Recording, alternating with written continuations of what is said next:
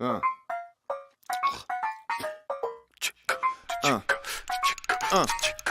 Knocked his ass out and kissed him on the cheek. He fucked up just by thinking I was sweet. I run the city mag, I thought I wore some cleats. You never heard someone like this up on the beat. Tutti fruity, the booty duty is jury duty. Moody foodies, jacuzzis is filled with bougie booties. All of this money, don't know how to count it, man. I think I need a computer. I can't live in deep, man. I live at the funeral. I got no need for a shooter. I'm getting bigger. Do you wanna reconsider? Lost control of a killer. I'm getting bigger. The whole label's drug dealers, If you build it, homie, they will come. If you turning up to save me some. Drop down to get your ego on. I don't care for boring people. I think you're lame. I only politic with goons wild out the frame. Better take another shot, bitch. It's not a game.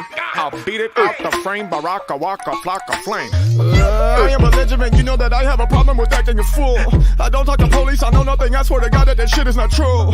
I'm a barbarian, hopping adrenaline, looking for something to do. I'm remarkable. I'm on a roll. If you need education, I'll take you to school. I'm getting bigger. Do you wanna reconsider? Lost control of a killer. I'm getting bigger. Wake up, brush off, get clean, look good. Put on 2 chains, flexing, but what's up? So fly, 2T, be you, look good. I win, you lose, fuck you, what's up? I don't care for boring people. I think you're lame. I only politic with goons wild out the frame. Better take another shot, bitch. It's not a game. I'll beat it out the frame. Baraka, waka, flock of flame. Yeah, I'm the shit. Now I think I will go catch a body. Fuck your bitch. And then I will go take a potty. No teriyaki, Yaba Kawasaki. If you're gonna you can hop in the shotty. She poppin' the molly. We'll cop in the squatty. Oh, cookie, loving the body. I'm getting bigger. Do you wanna reconsider? Lost control of a killer. I'm getting bigger. Sing this. 1 time. 2 time. 3 time. Hey.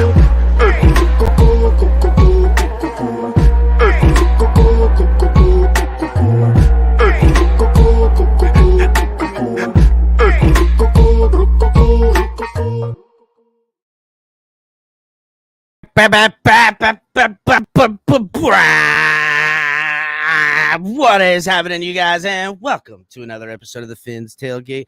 I'm your host, El Capitan. I got my co-host coming up here with me right now. It's weird, man. Color.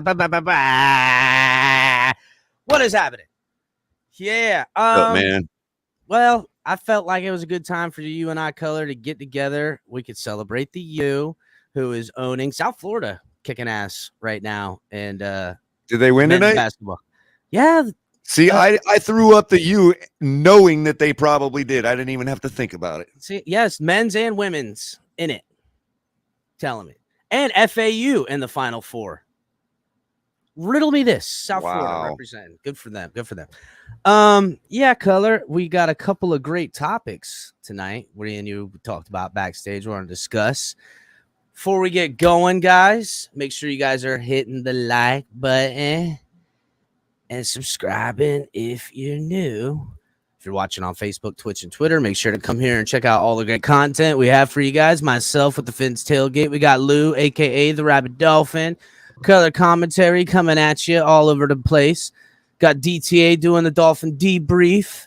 Also with the afternoon war room with Shake and the other boys. Shake Money, as you guys have been seeing flying around all over this joint. Told y'all coming. You got Ali coming at you with the broken takes. Soon to be in the early morning with coffee and a cup of Color and some Ali. Watch out. If you guys ain't subscribing to this channel, you're missing out because I don't give a damn, boy. We out here. Cash App, Venmo, the Fins Tailgate. Make sure you guys are hitting the like button. Also, make sure you guys are joining the family. We got a new family member up in here, Color. I seen it come scrolling across the. I know before the show even started, bro. You see that? Jermaine up in this YouTube member. Jermaine been coming around here. Thanks a lot, bro. All up and down us for a while. He gets the show. Yep. He gets the program. That's always so. That warms my heart, man. It's Jermaine. No, you're right. You're exactly right. I told you they get it, bud. They get it. Jermaine gets it. Welcome to the family, Jermaine. Shout out to all the members, all the mods. We'll go through the thank you and hello list here momentarily. Also, guys, make sure you're checking out link in the description for Fanatics. New seasons, new gear. Show the world what it means to be a fan in 100% authentic gear. Fanatics, officially licensed everything. Guys, link in the description. Everything. I know it, Color. There's a link in the description for all of our good swag coming at you. New swag coming at you. Link in the description for our buddies over at Doobie Energy Drinks. Get yourself a Doobie for your Doobie at the Doobie time for workout time. Doobie Energy Drinks. And also, guys, our friends at ZSM Sports jumping on the bandwagon, getting involved with the family around here. Gonna have some giveaways coming down the pike here in the near future. So make sure you guys are checking out all their stuff as well. Got all kinds of signed memorabilia, stuff you Dolphin fans definitely want. Right, Color? Oh, yeah. Yes. I do. I'm just poor. I can't get anything yet. Well, we'll figure it out. And and Backroom Collections, you guys. We got 10% look at the shirt off. I'm wearing. We're celebrating the Miami Miracle right there on that t-shirt. That is a good shirt. I don't care what they say. I know I'm sitting here in a suit, but I'm poor too, so we good. Anywho, well, the memory is worth about as much as in my bank account. Color, it was a victory nonetheless. You remember how good it felt at the time. We don't have to live in the past and overwhelm ourselves with these small victories. It really was fun to watch. Backroom Collections, link is in the description. Offer code TFTG gets you 10% off all of your purchases. So shout out to everybody in chat. Thank you guys for showing up. I see we got California, family member up in this mug, came up in here, followed by Marino's Goat. Our friends Most across the pond, Sports Talk, doing some soccer stuff, repping the Canes. He always reps South Florida as well. Scott in here. What's going on, Scott? Shake Money member, family member, all kinds of members up in that ma. And again, shout out to Jermaine, newest member. It's about time. John, what's up, John? Cool Rich, salute, buddy. Clement, what's happening? Sheba Army Brat, yay. Dolphinaire, what's up? J Miami Sports, go Canes. I know, right? Everybody repping the Canes. I'm feeling good. This is a good victory, guys. This is good. Canes came back in that second half and just straight owned to make sure to get into the Final Four. This is good. I know. Color's got it repping to his right. Maybe his left because everything's kind of twisted, but all right. It's his right. All right, cool. I'll have it flipped. But Dolphinaire says also says right. El Cap looking fresh, which is cool because backstage El Cap's really concerned about his haircut. Yeah. Oh no, I hate this haircut. It's too short. It's too short, bro. I don't like it too short like this. Oh, it can always grow. You can't. It will grow, but it is too short. I'm not feeling it. I don't like it, but we'll get through it. I don't worry about it that much. Somebody important. Hello, Liz, family member. How goes it, Liz? Hi, Liz. Miami Dolphins for life. What's going on? Shout out. Amicus, Bill's lover, resident Bill's lover in this Salute, Amicus. Geraldo, hello. MCJB, our guy. What's up, MC? Jose, what's going on, buddy? D'Angelo, how goes it? David, fins up. Gosh, it takes a long time. 70s show, what's good? Made it, Color. Oh, Adam. my guy, member up in this mug. Got the repping the U with the logo too, buddy. Came out repping it hard as fuck in this mug. Mean Sebastian. Look at that. That's right. Straight catch you in the parking lot slipping and take that whole wad. Watch out. Mess around, boys. Them Texas figured out. They learned. They got learned. They did. All right. Enough of that. So everybody hit the like button, please. Get the likes up. Let's get this likes up. We're going to start rolling out. We got a couple of good topics for you, Color and I. Got a couple of things. We're going to do it right. We're going to just go ahead and crack open this mussy. So first thing we got coming up here, Color. We talked about this backstage a little bit. Hold on, let me pull everything up. Everybody bear with me. This doesn't happen instantly. This is why people post edit their shows, Color. All this shit can be cut out, and it can be just feed me information. Full list of the off-season moves. Ooh, fun. Yes, I thought so. I figured you and I can talk about some things, maybe some things we like, maybe some things we don't like. Maybe some things we hope to see continue, maybe happen in the future. I've said this plenty on this program. I feel like Chris Greer is sandbagging right now because the Dolphins with contracts and filling out, they got like $6 million, but he's sandbagging right now, bro. He didn't restructure Agba. We're gonna pay Agba $17 million guaranteed this year. Get the fuck out of here, Chris Greer, with that BS. That man is sandbagging right now. Come on. Xavier Howard, how many times did they work things out with X-Man? They could do it again. They could restructure. All of a sudden, Dolphins have $25 million. All right, whatever. Easy 25 too, bro. Easy. But that could force a 30-year window. Dolphins are like projected over $40 million over the cap right now next year. That's Change be coming next year, Dolphins fans, just so you know. Plus inflation? No, not plus inflation. They go up 20 million, only 20 million over the cap. Dang, man. Yeah. 40 million and we still got inflation to come. Sweet. Yeah, but I'm just saying. I'm not worrying about tomorrow. I worry about now. Eyes hungry this time. So let's get into all the full. Thank God Patrick Mahomes don't choke because then the league wouldn't be making any money. I don't know. I mean, listen, it's the greatest drama story of all time, written year in and year out. It's literally Disney and like war movies all wrapped up into one with real life drama. It is. It's like the real reality television, the first, sports in general is like the real reality. Yeah, but TV. Even more so over recent memory too, with these guys.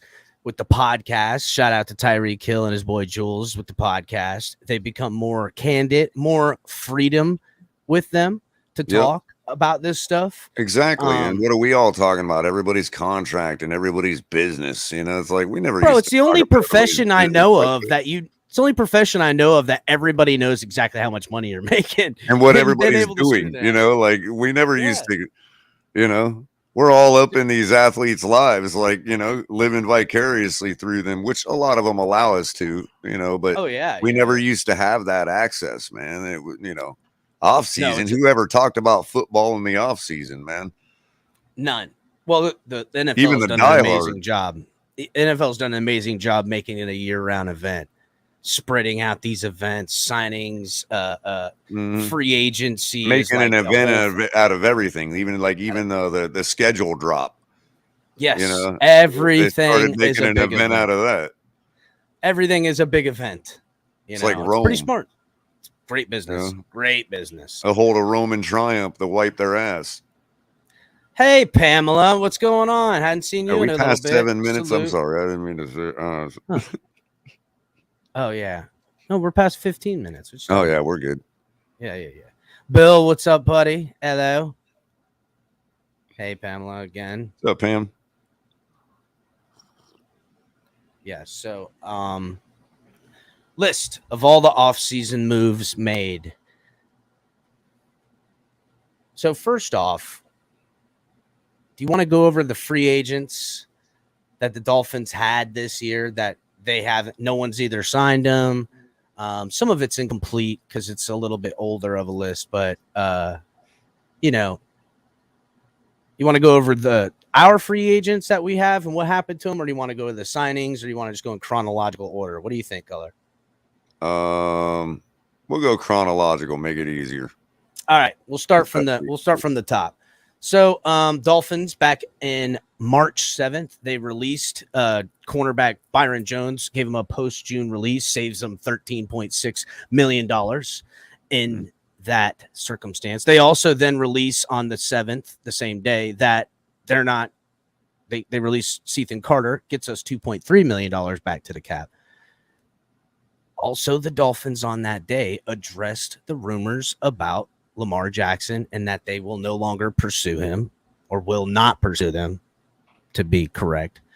March 9th, Dolphins restructure linebacker Bradley Chubb, saves them $14.7 million in cap space this year. Then on the 10th, Dolphins restructure offensive tackle Teron Armstead's contract to give him another $11.9 million to the cap. And then they adjusted that same day Tyreek Hill, which then saved them $18 million in cap space as well. So the Dolphins on the 10th made a lot of moves, saved themselves a bunch of money. And the first thing they did with all that money, do you know what it was, Color? Buy Jalen Ramsey? No. They, the Jalen Ramsey thing, hold on a second. When did that Went happen? to Disney World? Hold on a second. I think Jalen Ramsey had already happened because that was a trade. Yeah. This is before the offseason. Right. They had already acquired Jalen Ramsey at this point. And they probably needed to pay him some of that money that needed to be done. But the first thing they did, hold on, where is it? They re-signed Sylvan Ahmed for $1.8 million. That was the first move they made on March 10th. Then on March 12th, they traded. Oh, no, that's when they traded for Jalen Ramsey. My fault. So on March 12th, they made that trade for Jalen Ramsey. They cleared out a bunch of money for cap space. On March 12th, they then traded for Jalen Ramsey. As you know what the trade was, they sent over Hunter Long, who has one NFL reception and a third-round pick, albeit a high third-round pick, of the higher of the two third-round picks. But as you know, Color, that wasn't even a third-round pick. That was ours. Right. That was Devontae Parker. Right.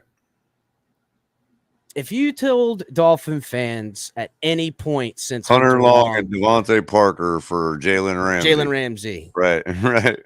He would have told Dolphin fans at any point of having those that's two the guys kind of on the stuff team. that Chris Greer does that like makes him like, you love the savvy move. Like, you can't say nothing about that. You love it. It's a great move. But that's not the thing that's going to get Chris Greer fired in the end. You know that, right? What's up, Craig?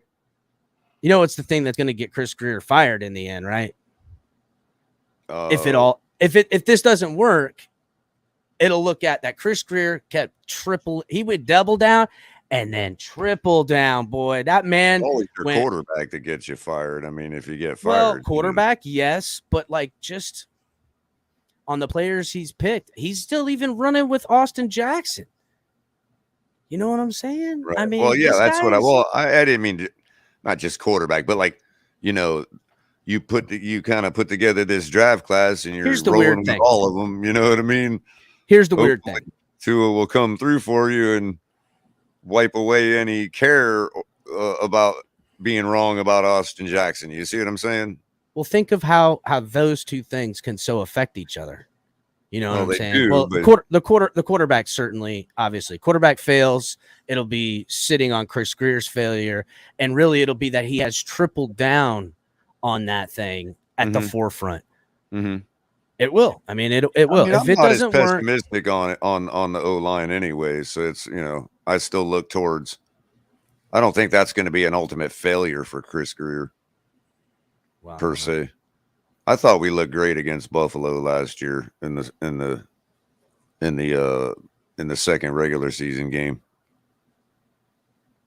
I mean, I thought the offensive line really showed that they can finally But keep again, progressing, doing this more consistently and playing like this, and we're fine, man. But it'll also be the double downs and projections as well.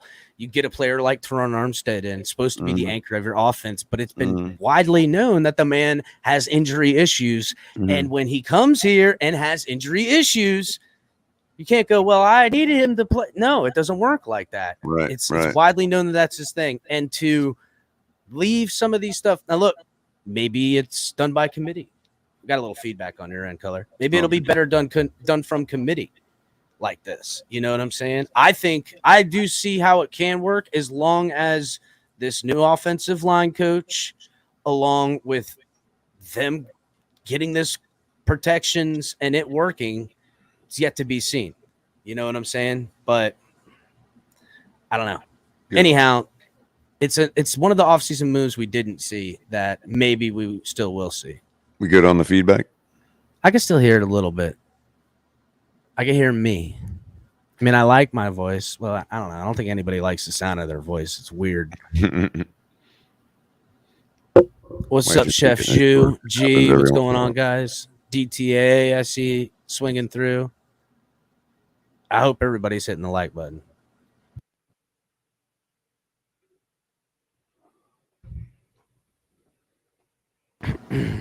All right, so where did I leave off? Jalen Ramsey trade on December 12th. Or excuse me. God, I don't know why I said December 12th. March 12th. Then on March 13th, the Dolphins had agreed to terms with Mike White.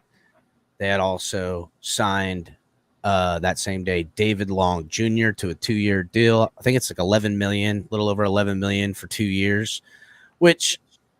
How do you feel about the David Long signing? I kind of like it. I mean, again, my only concern is whether he can tackle or not. Well, the man can tackle, and his grades per coverage is pretty decent. He's been a decent coverage linebacker as well as a great run stuffer. But there has been some concerns about his injuries. He's missed 12 games the last 2 years, Color.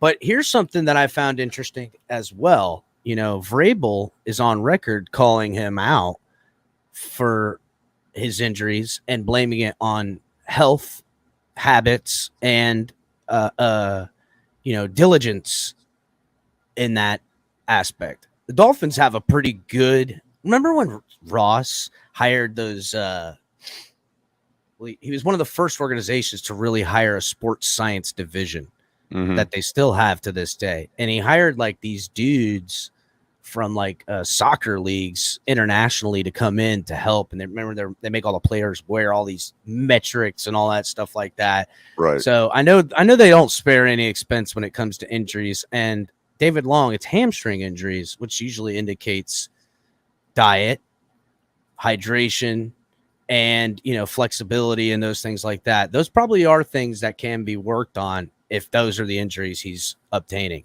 You know what I'm saying? So I don't know. Hopefully the Dolphins can get more out of him. I think it's a good contract, though. I mean, I like it, especially coupled with the AVG re-signing that we recently.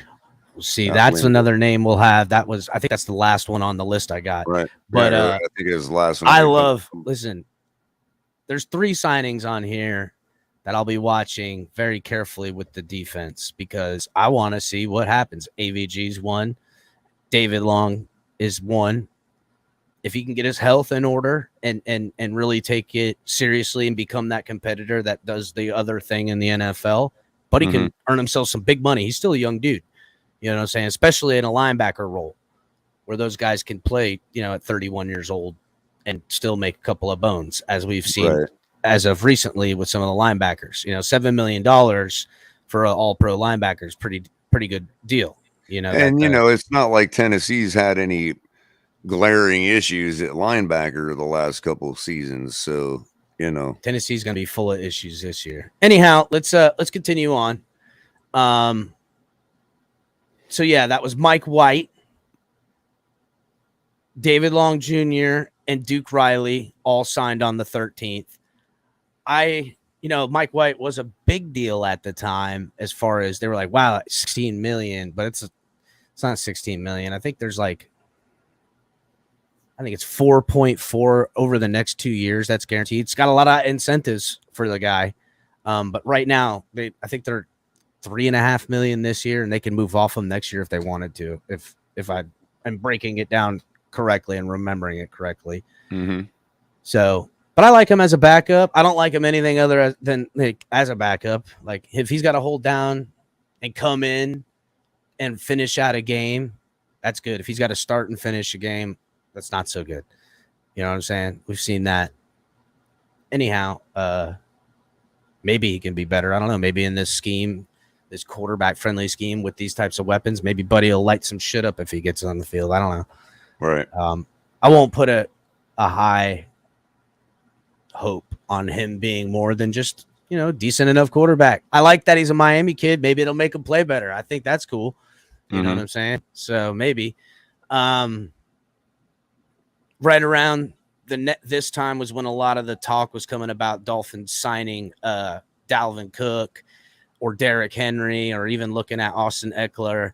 But at this point, they had back a couple days ago, they already signed Salvon Ahmed. And then on the 14th of March, they re-signed Raheem Mostert, re-signed Jeff Wilson, both getting 2-year deals. So both those dudes are on there. Let's see. And who? It was Jeff Wilson Jr. and Raheem Mostert. They both signed. And they have Salvon Ahmed already on a 1-year deal. Both those guys got 2-year deals. Jeff Wilson Jr. and Raheem Mostert. So then the Dolphins bring back Kendall Lamb on re-sign on the 15th.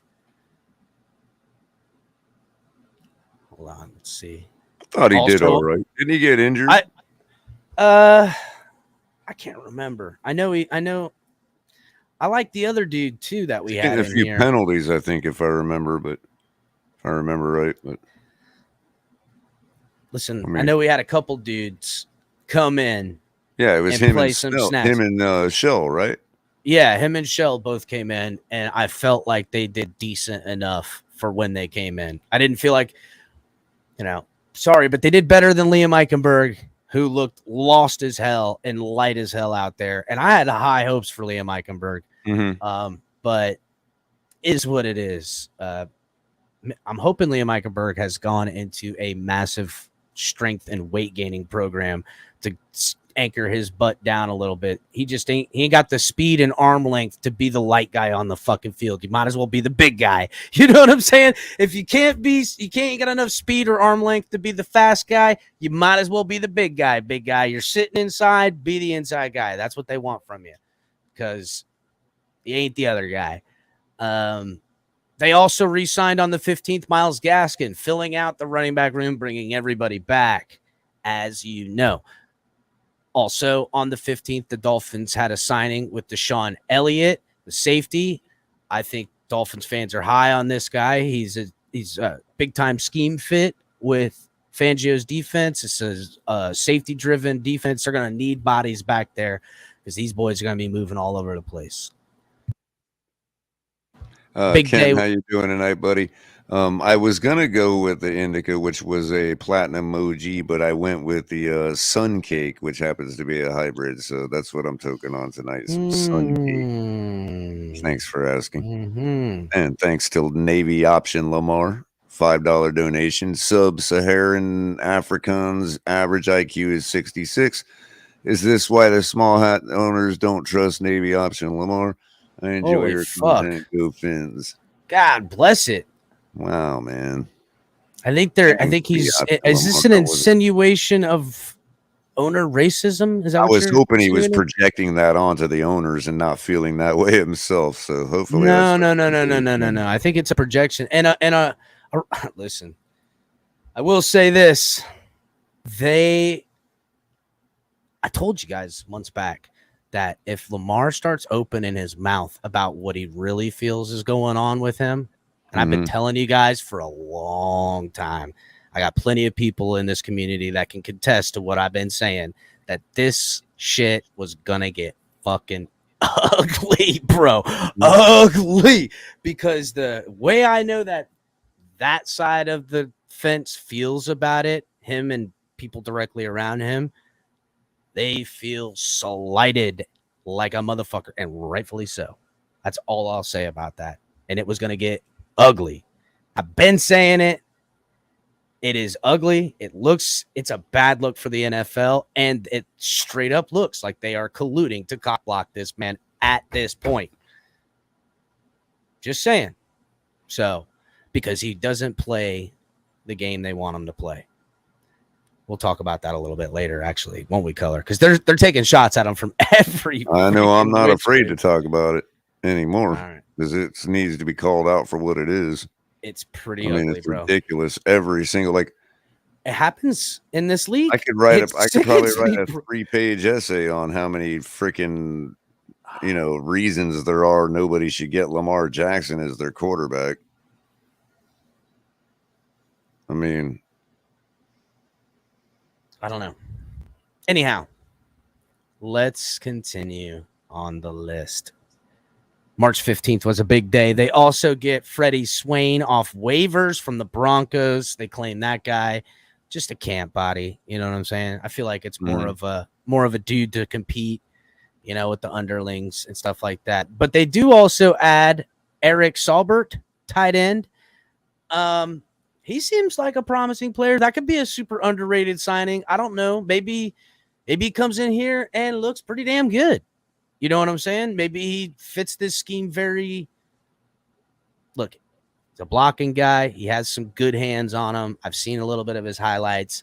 I'm sure he can be serviceable. I forget what his contract was for. I know it was cheap as hell. Wasn't anything to write home about. So, could be a sneaky good signing. You know what I'm saying? Right. They also opt that day to bring back Nick Needham, which is the greatest. I am super stoked about Nick Needham coming back to this team. But he's not a world beater.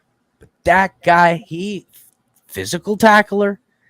He likes to, he'll get caught out of position, but he's got great arm length to make up if he's making a mistake. And the dude makes not too many mistakes. When he's on the field and quarterbacks key up on him and they go after him, they're going to test him. You see it every time. The offensive coordinator and the quarterback all right, we're going to see what Buddy can do out here. And they test him. He's answered the bell time in and time out and not going to be picked on in a game, which to me, that's all I need out of my guys coming in and playing different roles. And maybe in this Fangio scheme, I've seen Nick Needham. He looks a little bit thicker, definitely put on a little bit of weight. Maybe they'll line him up in a little bit of that linebacker type of role back there. You know what I'm saying? That safety linebacker role that I know they're going to use in this defense. I like the good old-fashioned strong safety. Yeah, good old-fashioned strong safety playing next to the friggin' outside linebacker saying, I am going to clip somebody. If this guy comes out on this freaking swing pass, I am going to light him up and just blow his shit up, dude. You know what I'm saying? I love that play. Anyhow. That was back when your strong safety looked like Ray Lewis, you know what I mean? Yeah. Well, I mean, you need a guy like 225. You know what I'm saying? He got a little bit extra meat on him. If he could still move sideline to sideline and play 230, then I'll be at damn and let that boy play at 230. But you're trying to shoot just light enough to sideline because you're still going to have to be covering the zone in front of you when you're down there, and you're still going to have to go over and play top man to swing all three of those guys out. I'm telling you, it's going to be good. I can't wait to watch it. Anyhow, yeah, Lewis Oliver. Although I think Lewis Oliver was listed when he played for us as a free safety, believe it or not, as big as that guy was, man. Yeah. But he had those hands too. He was great, man. I used to love watching old Lewis play, man. Thank God. Boom. On the following day, that's when the Dolphins signed. They had a couple of signings and a re-signing. The Dolphins signed Dan Feeney, offensive tackle. Everybody knows him, the mullet man. He's out there. Guard. Listen, there's plenty of Dolphin fans I hear really taking shots at this guy. I don't know why. Like, dude ain't done a damn thing in the building yet. He's going to come in and get it. But I hear it like, oh, man, He was on that Jets offensive line that was banged up and still couldn't even play good. I'm like, damn, Dirty. Like, Buddy ain't even did nothing yet. Maybe the Dolphins believe in this dude. I don't know. They bring him in. Maybe he plays good. I like that we got a new offensive line coach. Man, there's a lot of people ready to shit all over this guy, dude. I don't know why, Color. What do you think about him? Yeah, I mean, I don't know much about him, but he seems like he's going to be the guy that's going to be out there in the swamp boat hunting Burmese pythons. You know what I mean? Hells yeah. Yeah, it looks like him and Zach Sealer are hanging out. I don't know, but him and Zach Sealer are hanging out this offseason. He looks like a Florida boy. He definitely does. Looks like he looks like somebody you see in your cookout backyard. You know what I mean? He looks like one of those dudes that if you take I-10 up through the Panhandle and you stop off in that area, he looks like one of them boys, bro. He looks like one of them boys. Cool as hell, but don't cross that man. That man will pick you up and snap you in 5 places. He don't give a damn. Anyhow, wow. They also re-signed Jerron Christensen. Jerron Christensen, that's the dude that we've seen come later in the year in the playoffs. I liked him. I thought he's pretty good. What's his name again? Jerron Christian? Yeah. Christensen? It sounds like a great No, just Christian. Just Christian. Oh, Jerron Christian? Yeah. Christian. Sounds like a great football name. Fucking boy sounds like he's there for the Lord and shit, dude. He gonna lay some people out. Watch out. Start speaking scripture at you while he's doing it like a madman. That'd be scary as hell. They also, on the 16th of March, sign a 1-year deal, bringing old boy back to the 305, Braxton Berrios. I like this signing. I know you, as a University of Miami guy, love the signing. Tell me, Color. And as a wide receiver, the guy can catch. He can go over the middle. He's got a hard noggin. Yeah, Buddy can take a lick. I've seen him take some licks. Yep. He's a tough little son of a bitch. He's played in the heat, played in that stadium. It's true. You know. It's good true. Move. Not a bad move at all. It. I'm not hating it. I didn't hate it when I seen it. And you know what, too? We're with the loss of Gesicki, say what you will, you're missing snaps in the slot. And Braxton Berrios plays well in the slot. And you see we have these guys. And listen, you don't need to be with a quarterback like Tua, albeit we have other concerns. When Buddy's out there playing in this scheme, he's putting it in those windows in these route concepts. That's what he does. Some people don't like it. They think you're not supposed to say he's a spot thrower. I'm sorry. Say what you will, but it is a window spot thrower. Now, sometimes he's going to throw it, and if your timing is off, he needs to get better at that, a little bit of adjustment there. You know what I'm saying? I will say. But, anyhow. Well, and also with Berrios in particular, I can imagine, he's a punt returner. He has that specialty too. But when you couple that with he's a decent punt returner, and you start to get in the third quarter in Miami in that heat, and everybody gets lulled into this, we're all mutually going to take a break on this next punt. And Berrios takes it to the house because everybody's sleeping. You know what I mean? I can picture that happening a couple times throughout the Kicker season. Kicks it deep. He grabs it right at the edge and still takes it out. And everyone thought he was going to knee it and doesn't. Mm-hmm. And, it's been a turnover type game. Kind of like the Germans and the Allies both singing Christmas songs during the war, across the battle lines. You know what I mean? They're all going to be sitting there on a commercial break before a punt.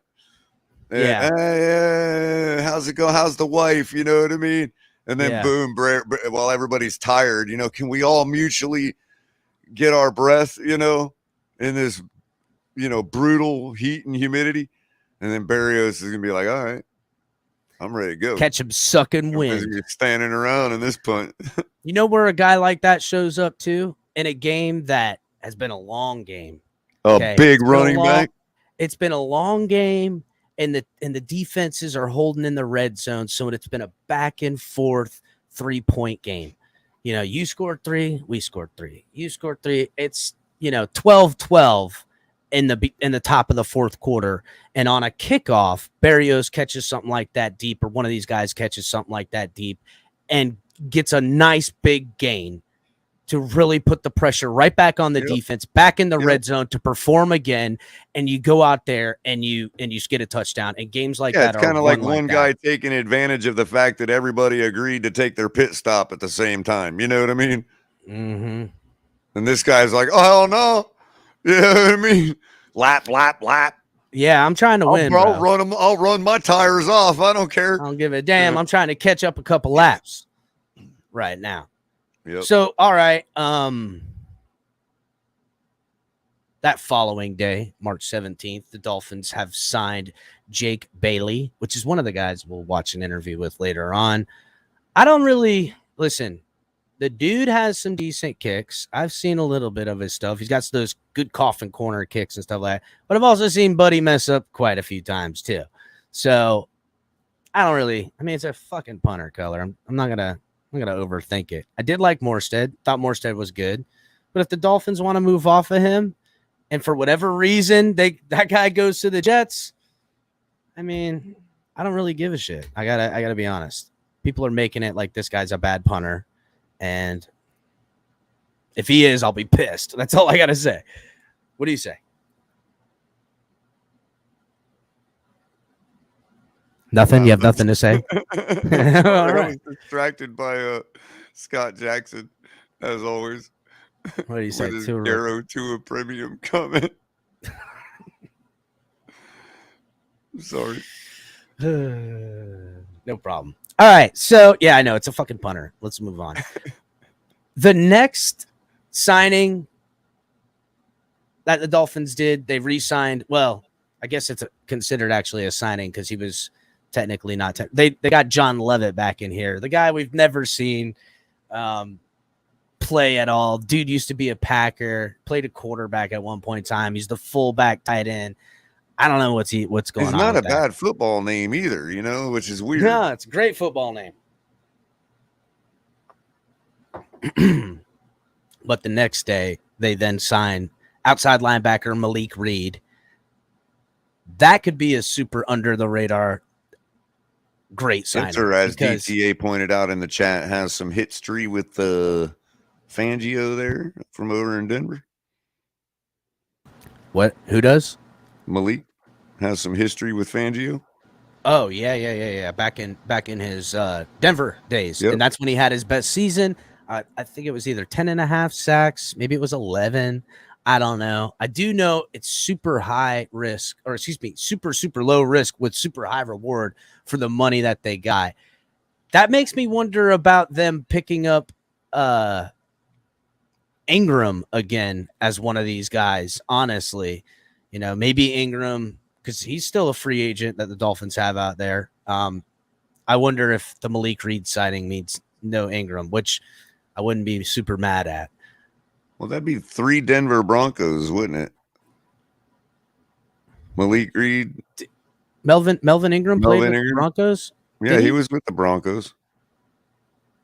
I had to have been like that half a stint where then he went to KC. Did he start with the Broncos and then go to KC? I think so. Because Melvin Ingram used to tear it up with the Chargers. That's when he was the fire. That's when he was really good. Anyhow, the Malik Reed, I think all Dolphin fans see it. I don't know. You got to look at it as a low risk, high reward type of pick, because to me, if he can find any of his form like he did in the Fangio defense back when he was playing with Chubb too, he's familiar with Chubb. So you're thinking of Kansas City Chiefs color. No, I'm saying what player was I thinking of? There was a guy like similar name that played for Denver, but it wasn't him. You're right. Von Miller? Oh, well.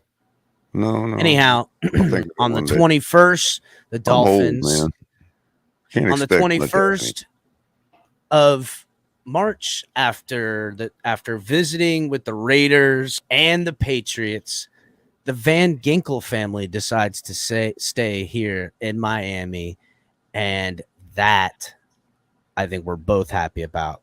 And you know what's funny is Van Ginkel's been playing a lot of outside linebacker, but they list him as linebacker Andrew Van Ginkel.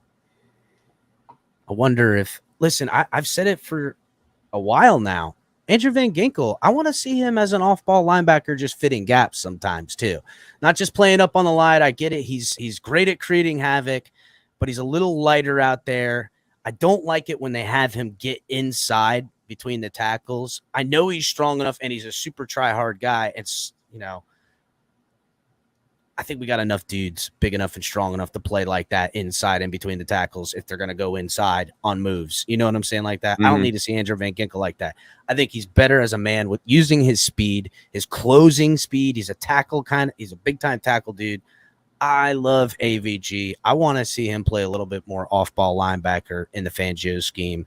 If he did or does, I would be very pleased. I think he could really do some havoc out there. I think he could. And he's not super terrible covering tight ends or running backs out there. Now he'd probably get exposed against a slot wide receiver, but if he sticks out in front of him and puts a tackle on him, that's probably the only catch that slot wide receiver is going to want to catch going across the middle if Andrew Van Ginkel is going to be putting the licks on him. Because the man is going to friggin' he's going to go all full, as people say, shout out to Chef Zhu out here. He'd be going full young Thor on his ass right there, right now. So I'm so happy Andrew Van Ginkel. Nick Needham, Andrew Van Ginkel. And again, I'm gonna keep pointing it out. AVG is great with. He's got great patience in the gaps. He doesn't bite on the cheese. He'll extend. He'll contain an edge. He'll keep a guy like Lamar Jackson heading out with somebody like for his teammate Phillips to follow up in the flat to smash him in the mouth. You know what I mean? Look.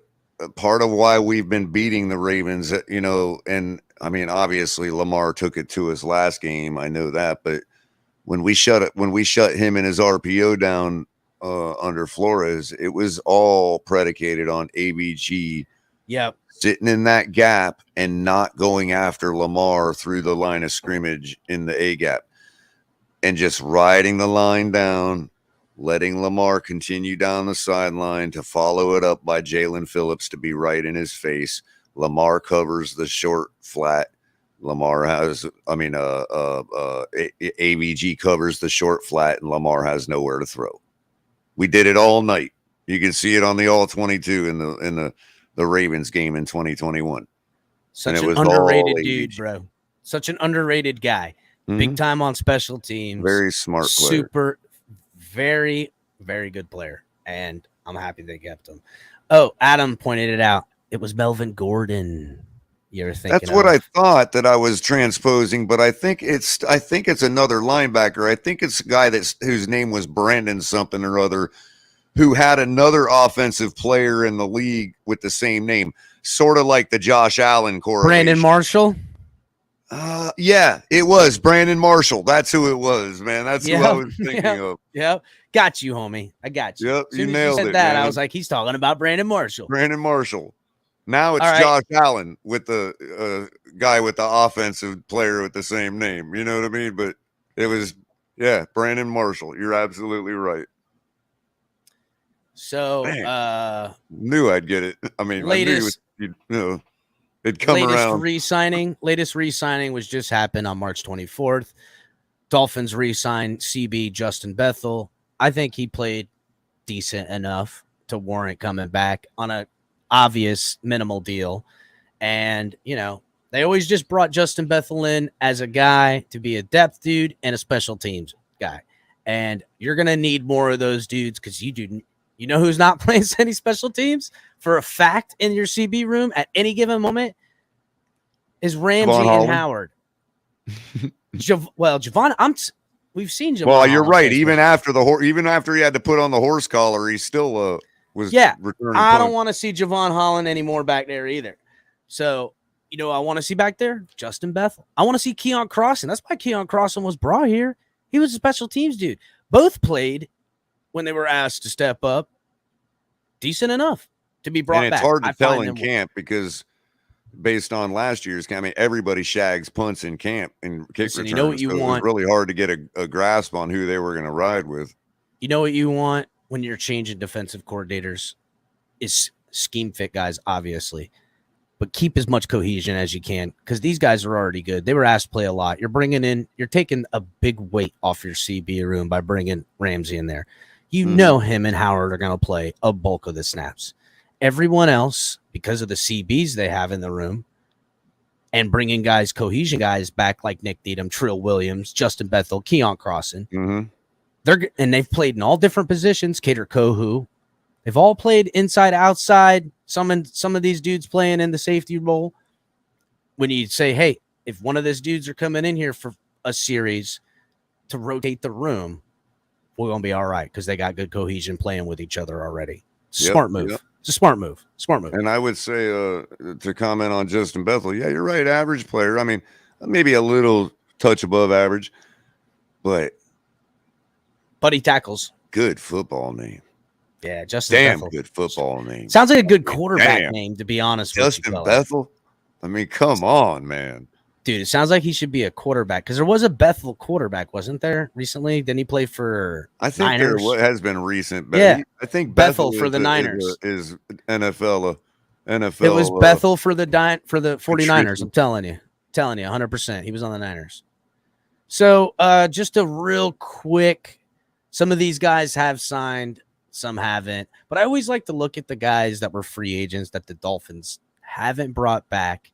And to see now that they've gone through the rush of free agency, and Wait, maybe did I miss Gaskin? Did you forget Gaskin? Yeah, no, I said Gaskin, bro. I said him.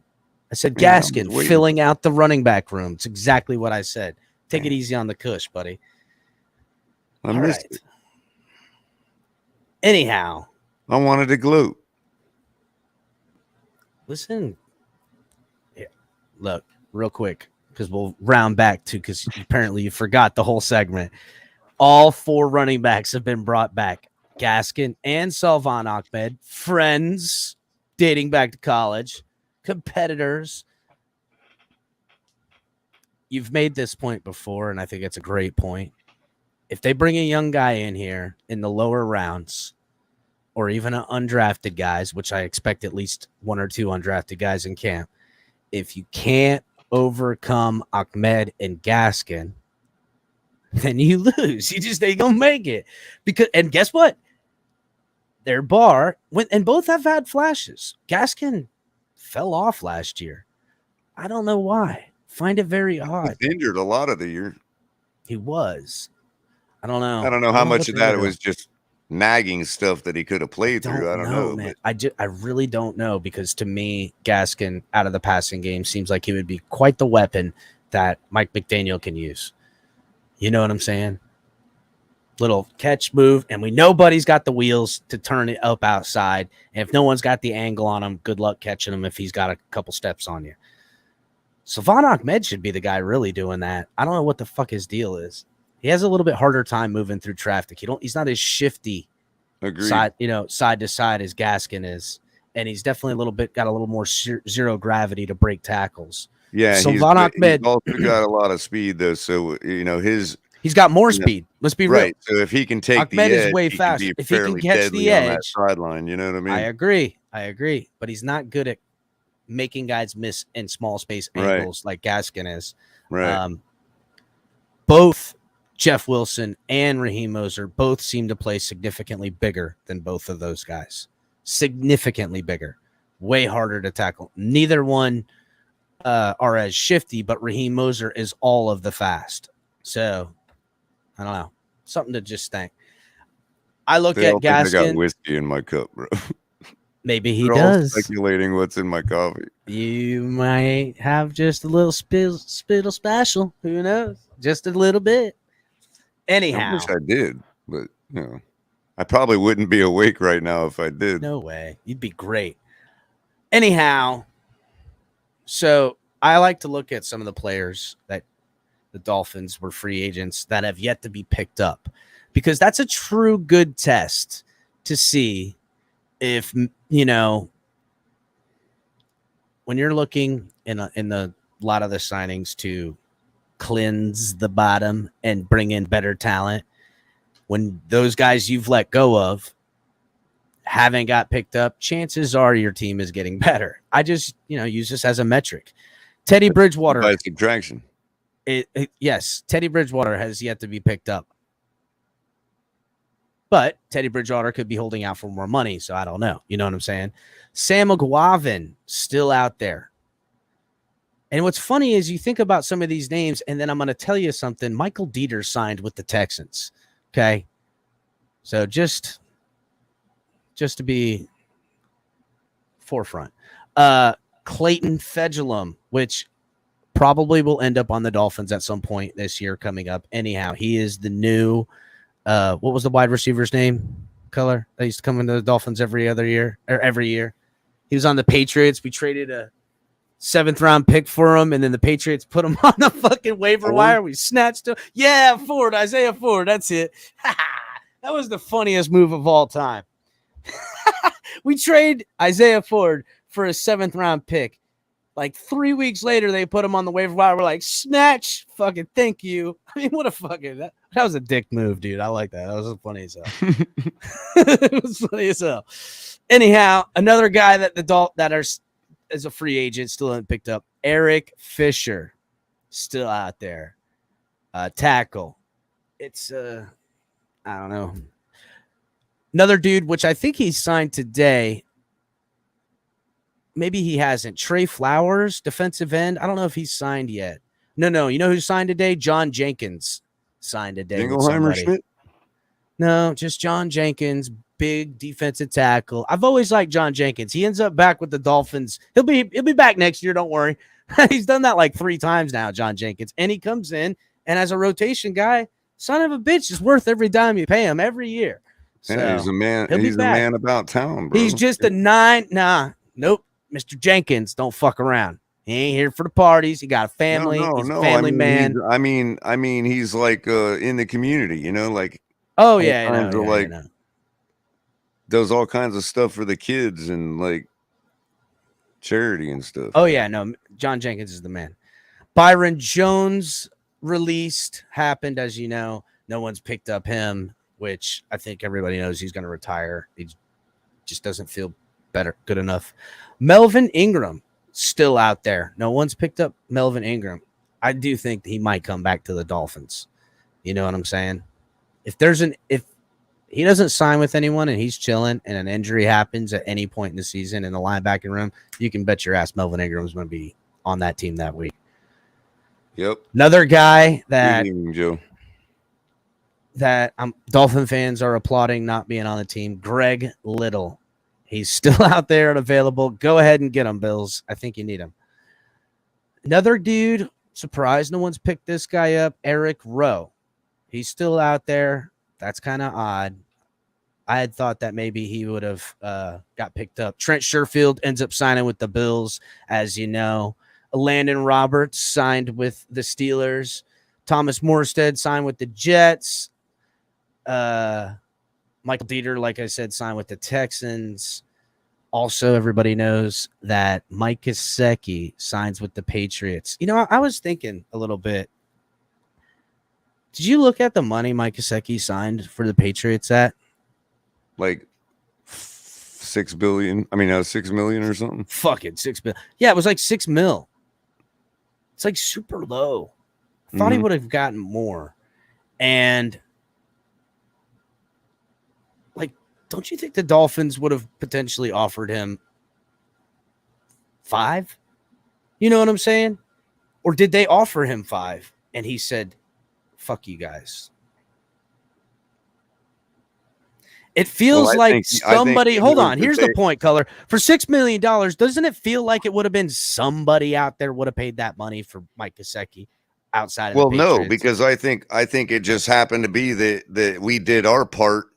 And we weren't the only ones. I think we did our part with a few other teams out there to help drive the tight end market value down altogether. If you look around free agency and at all these different tight ends and all that, I mean, nobody's getting a bag. Here's the weird thing. Giants and him have. They're trying to lower the franchise. I'm sorry. They're trying to lower the franchise tag value of the tight end is what they're doing. Oh. And the Dolphins had their part in it with the whole Gesicki debacle. Wow, Color. And that's. I think I made that take like a couple months ago. Holy shit! Look who's out here. Big John, what's up, buddy? I could see the light. What's going on? Joe Levisque, what's up, buddy? I'm seeing some of the peeps come in here. G, my guy, JM Santos, Aquavision. Hope everybody's hitting the like button. Color's kind of watching chat for me a little bit. Everybody else, thanks. Hit the like button, everyone. Let's finish this up. We're almost done. We know that, Mike Gesicki, real quick. I want to close the book on that. I don't know. It's weird to me that for $6 million, the Giants could have really afforded that, and they ended up trading for Darren Waller. Now, don't get me wrong. I would take Darren Waller 10 times over. You know what I'm saying? But, like, I don't know. It's just a weird thing, and him to take $6 million. It's just I feel like he's playing petty right now. I don't know why. Maybe I'm wrong. Other things that have happened, or Adam Shaheen's still sitting out there open. I don't think he's going to sign anywhere, but he's got neck problems. You know what I'm saying? He's got concussion and neck problems. Those are two bad things to have in the NFL. Brandon Shell is still available out there. Or did Brandon Shell end up signing with Buffalo? I think Shell might have signed with Buffalo, bro. Did Shell sign with Buffalo? Or maybe he just visited with Buffalo? I don't know. Also, the Dolphins have put a tenure on Elijah Campbell as well. I think he'll end up being with the team under the tenure. So, because they had an option in his year. So yeah, that's it. Quite a bit of moves. He didn't sign. He only visited.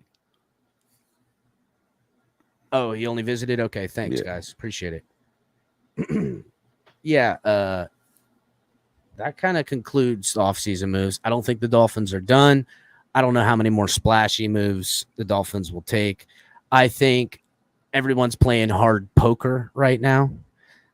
I think, big time guys like Derrick Henry and, Austin Eckler and James Cook, all guys, well, Austin Eckler is pissed. He wants what he's worth. And I believe the man's worth a little bit more than he's getting away with. So the team's like, all right, well, go see what you can afford then, buddy. I'm pretty sure he's 31 years old. Austin Eckler, he's not a young running back. So aren't all these running backs 30, 31? Maybe Derrick Henry's 29. Doesn't matter. Either way, did all those teams show their hand of what they're going to be targeting in the draft? Because you know what? If they draft a quarterback, whatever asking price they were trying to get for a trade doesn't even matter anymore. The draft has happened. Some of these guys might get cut to clear up cap space. I doubt it, but we've seen guys in that caliber get cut all the time. So might be a later pickup, but I don't know. I don't see anything happen anytime soon. Right now, everyone's playing hard poker. They get closer to draft, maybe we'll have a little bit of guys going, yeah, you know what, maybe I will take a fifth rounder or whatever for whomever just to clear them off the books because of where they want to go in their future. So, guys, rounded the 1 hour mark. Make sure you guys are hitting the like button, subscribing if you're new. If you guys are watching on Facebook, Twitch, or Twitter, make sure to come on over here to the Fins Tailgate on YouTube. We got the Fins Tailgate. We got Lou, the Rabid Dolphin. We got color commentary coming at you. We got Dolphins debriefs with DTA. And we also got Late Night Exhale on hold. But we do have Broken Takes and soon to be a morning show with Ali and Color coming around these parts sooner than you think. Cash App, Venmo, the Fins Tailgate. Great ways to support the show. You can also support the show through the link in the description for Fanatics. Officially licensed, official partner in Fanatics. You can find all your gear or some of our gear. Get yourself some TFTG merch. Got new merch coming out here, I think in like 3 weeks, maybe a month, we're going to be rolling out everything. Some late minute adjustments, a couple of things I want to get done. And I think in about 3 weeks or a month or so, we're going to roll everything out with all the new stuff. Also, check out our friends at Doobie Energy Drink. Get yourself a Doobie.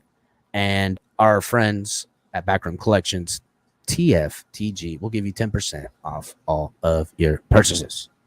Thank you. Oh, join the membership. Hit the join button, become a member. We appreciate all the members and the mods. And also, guys, donate through the super chat. Oh, what's up, Doug? What's going on, my guy? Salute, buddy. Doug Smith with the touchdown. Got the good, my guy. Does some in-depth draft stuff. You guys go check out Doug. You'll get interviews with players and stuff like that. My man kills it over there. My guy Doug's the man. Actually need to reach out to Doug about some of that other stuff. I had a talk with Larry K today. Went well. So Oh, did you? Yeah, Larry K's a good dude. You know that. So we'll talk about that. I meant to talk to you about that. Ooh. All about some stuff getting released here in the next 3 to 4 weeks, guys. All about some good stuff that's going to be awesome. It's going to be hopefully game-changing. Going to be fun. It's going to be cool. Everyone going to have good times. So, yeah, we've got our next topic coming up, but everybody needs to go ahead and hit the like button, get the likes up. And Color, you've got all this stuff for this thing here. Let me pull up the banner. A mock draft mockery, Yes, Color? So I found one guy that thinks, mockery. yeah, What's I found happening one here? guy that thinks Miami is going to make a pretty big splash move. I mean, Color. This is an in-depth article here. Dolphins fans would freak the fuck out if this shit happened, dude. Are you kidding me? Yeah, I need Dolphin you all fans- to take a seat. Yes, everybody calm down. Those of you that are a little offended about anything, any kind of Tua talk or anything like that, you might want to put the children into bed and,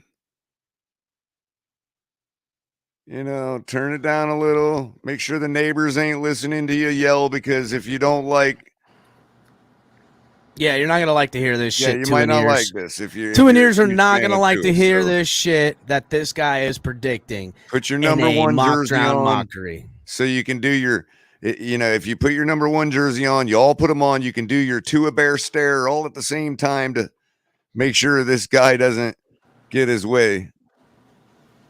Okay, but according to James Fregosa, writer over at Pro Football Network, Fregosa's 2023 NFL mock draft: Lamar Jackson, Tua Tagovailoa, and others traded. The day of the draft, Color. Vikings and Dolphins nab new QB1.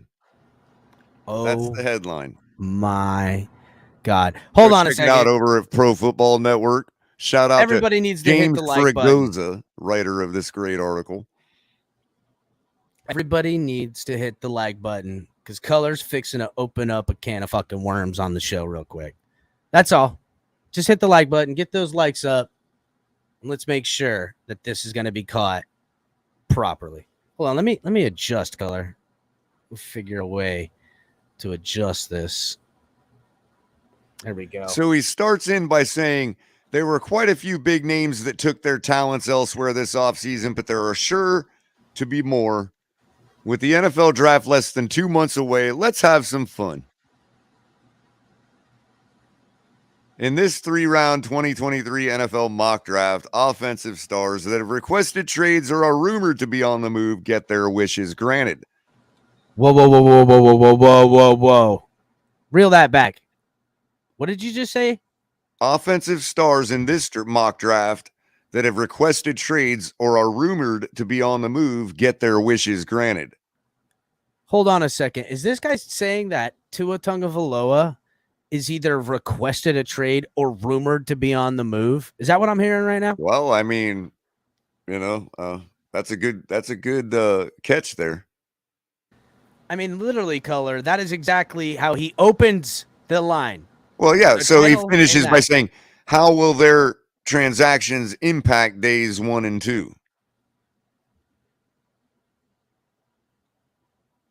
Okay, so he says, want to put your favorite franchise on the path toward a Lombardi Trophy? Take the Pro Football Network mock draft simulator. Obviously, he's plugging the simulator on their network for a spin.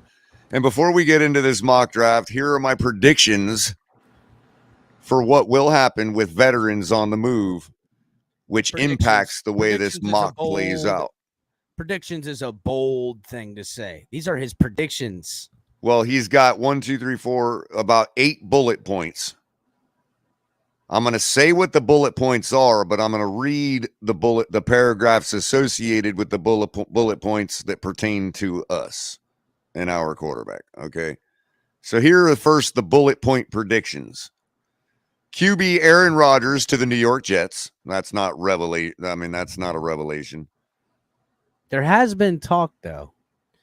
Well, sure. Aaron Rodgers. But for it to happen is not a revelation. You know what I mean? For it to not happen would Marcellus be Wiley recently said some stuff about this, about Rodgers wants to be in Miami first, and that it's all his friends know it, that Jets is his second choice, and he still may be sitting on that Miami option, which, good Lord. Right.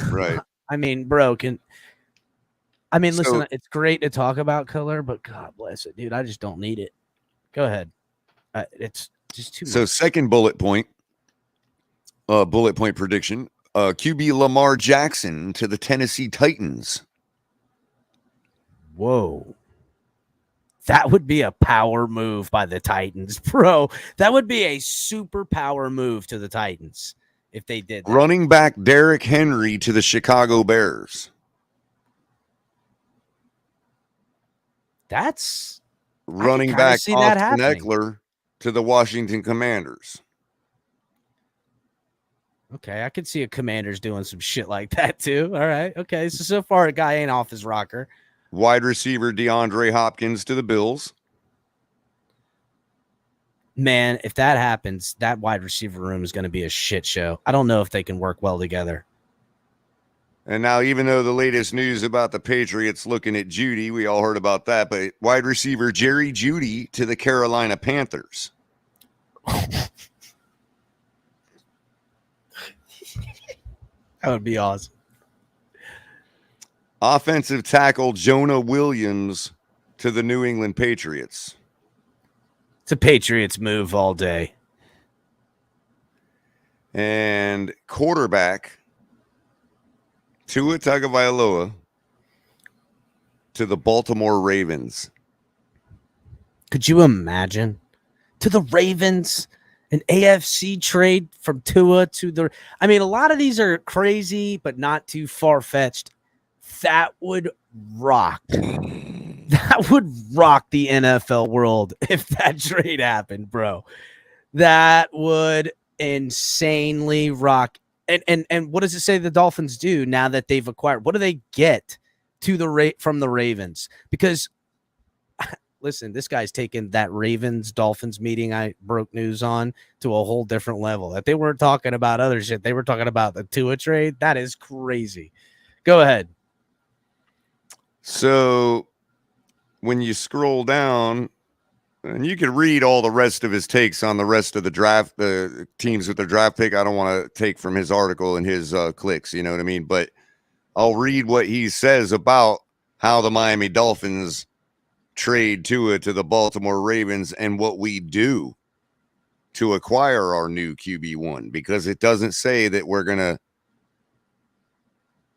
default to Mike White. Well, that would be an ill-advised move to default to Mike White, right, if that was the fucking play. Right. We're going to trade Tua to Baltimore for reasons unknown. Right. So that is no way that Chris Greer getting fired in 3 weeks. So here's his paragraph on the Miami Dolphins.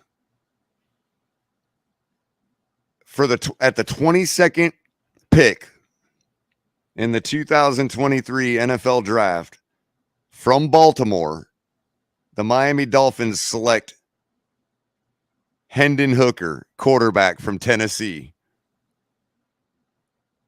God, dude, that would be insane.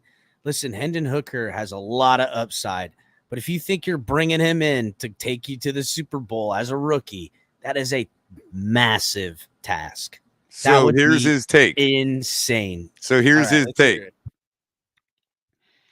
If the actual draft pans out the way many insiders project it to, Hendon Hooker could go in the back end of round 1. By all accounts, he's crushed interviews in the pre-draft process, and his leap in production from 2021 to 2022 is impressive. He's coming off a torn ACL suffered in November, which I'm sure is why most Dolphins fans are calling for my job right now. And Mr. What was his name again? Hold on a second. I don't know. Find it. Stop right there a second, because that's a funny. I got to make it funny. James Fergoza. So, Mr. Fergoza, I know you joke about Dolphin fans coming for your job for that statement, but they probably are. Like, there's probably literally a group of Dolphins calling for your job right now. There is a group of individuals that are unforgiving to Dolphin slander. They probably have already sent emails to your higher ups at Pro Football Network to say, how dare him suggest that the Dolphins draft a guy with an ACL injury. But anyway, if he's able to reach his potential with Mike McDaniel, the Dolphins would have a playmaking facilitator under center on a rookie deal with a 5th-year option, something NFL clubs value more than anything in today's landscape. See, the reality is that's probably the pick the Ravens will So basically, it would be like resetting Tua and taking a chance that this guy might be a little better than Tua with all the stuff we got. Well, look, here's the deal. Anytime you draft a quarterback, you're always taking a chance. That's right. That's it. The Dolphins should put into practice every 2 years drafting a top tier quarterback if they can. Or anytime one falls in your friggin' lap, take one. If not for nothing, you can develop with an offensive guru in the building and, in limited action. Let me ask you this. If that move were a reality, is there anybody better in our draft position besides Hendon Hooker? Well, if it's the 22nd pick and the kid from Florida's there, I would take that pick over Hooker only because of the injury. You know what I'm saying? I know that AR-15's got, the guy, as far as hitting timing routes, he is fucking terrible, bro. He is terrible, bro. But he's got dynamics, and I'm not asking him to do that. I'm asking him to find guys that get loose in coverage and heave that son of a bitch. Okay. And hit a couple of things in the flat. So just to remind the audience, that was not my take. Don't shoot the Color said it, not me. I wasn't even on screen. Thank you to James Fergoza over at Pro Football Network for that interesting article. Appreciate that. Get over there and read the rest of it. He's got some interesting takes on the other teams that are listed in those bullet points. But I know for all those people that are like, Color, you shouldn't even expose that to people in our community. It hurts our eyes. Well, go fuck yourself. Yeah, anyway.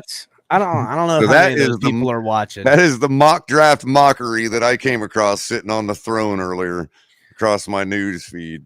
I thought I would share it with the community. I thought it was Ty pretty Bless says Hendon Hooker is the better player than AR-15. Well, shout out to Pete. I'm sure we'll get his opinion on it one day. I understand he's dealing with some real life issues and hope the best for him if you're out there listening. Pete in the chat? We're here for you when you get back, always. I haven't seen him in a while. I haven't seen him in a bit. But I heard kind of like some rumors that at I least there's some real life issues. I'm not going to say what they are or what they were speculating. Yeah, Pete has some personal stuff going on. He'll be Hope back. everything's all right for you, buddy. If you're listening, we're always going to be here, bro. You ain't just buddy, take we'll care of you. Anywho, total zinger. Dolphins trade to the Ravens. Are the Ravens even interested in Tua? Maybe they love the guy. I don't know. For their late first round pick? For a 22nd pick? I mean, I think they just quarterback. Nelson Aguilar. That gives them 2 years. It just doesn't seem like the type of move the Ravens. I do know that the Ravens front office is taking massive, massive heat right now from their fan base. Their fan base unanimously is calling for their GM's job. They're kind of sick of Harbaugh and how they ended up like this, because it is a Harbaugh thing for sure. So I don't know. Weird circumstance, the whole thing.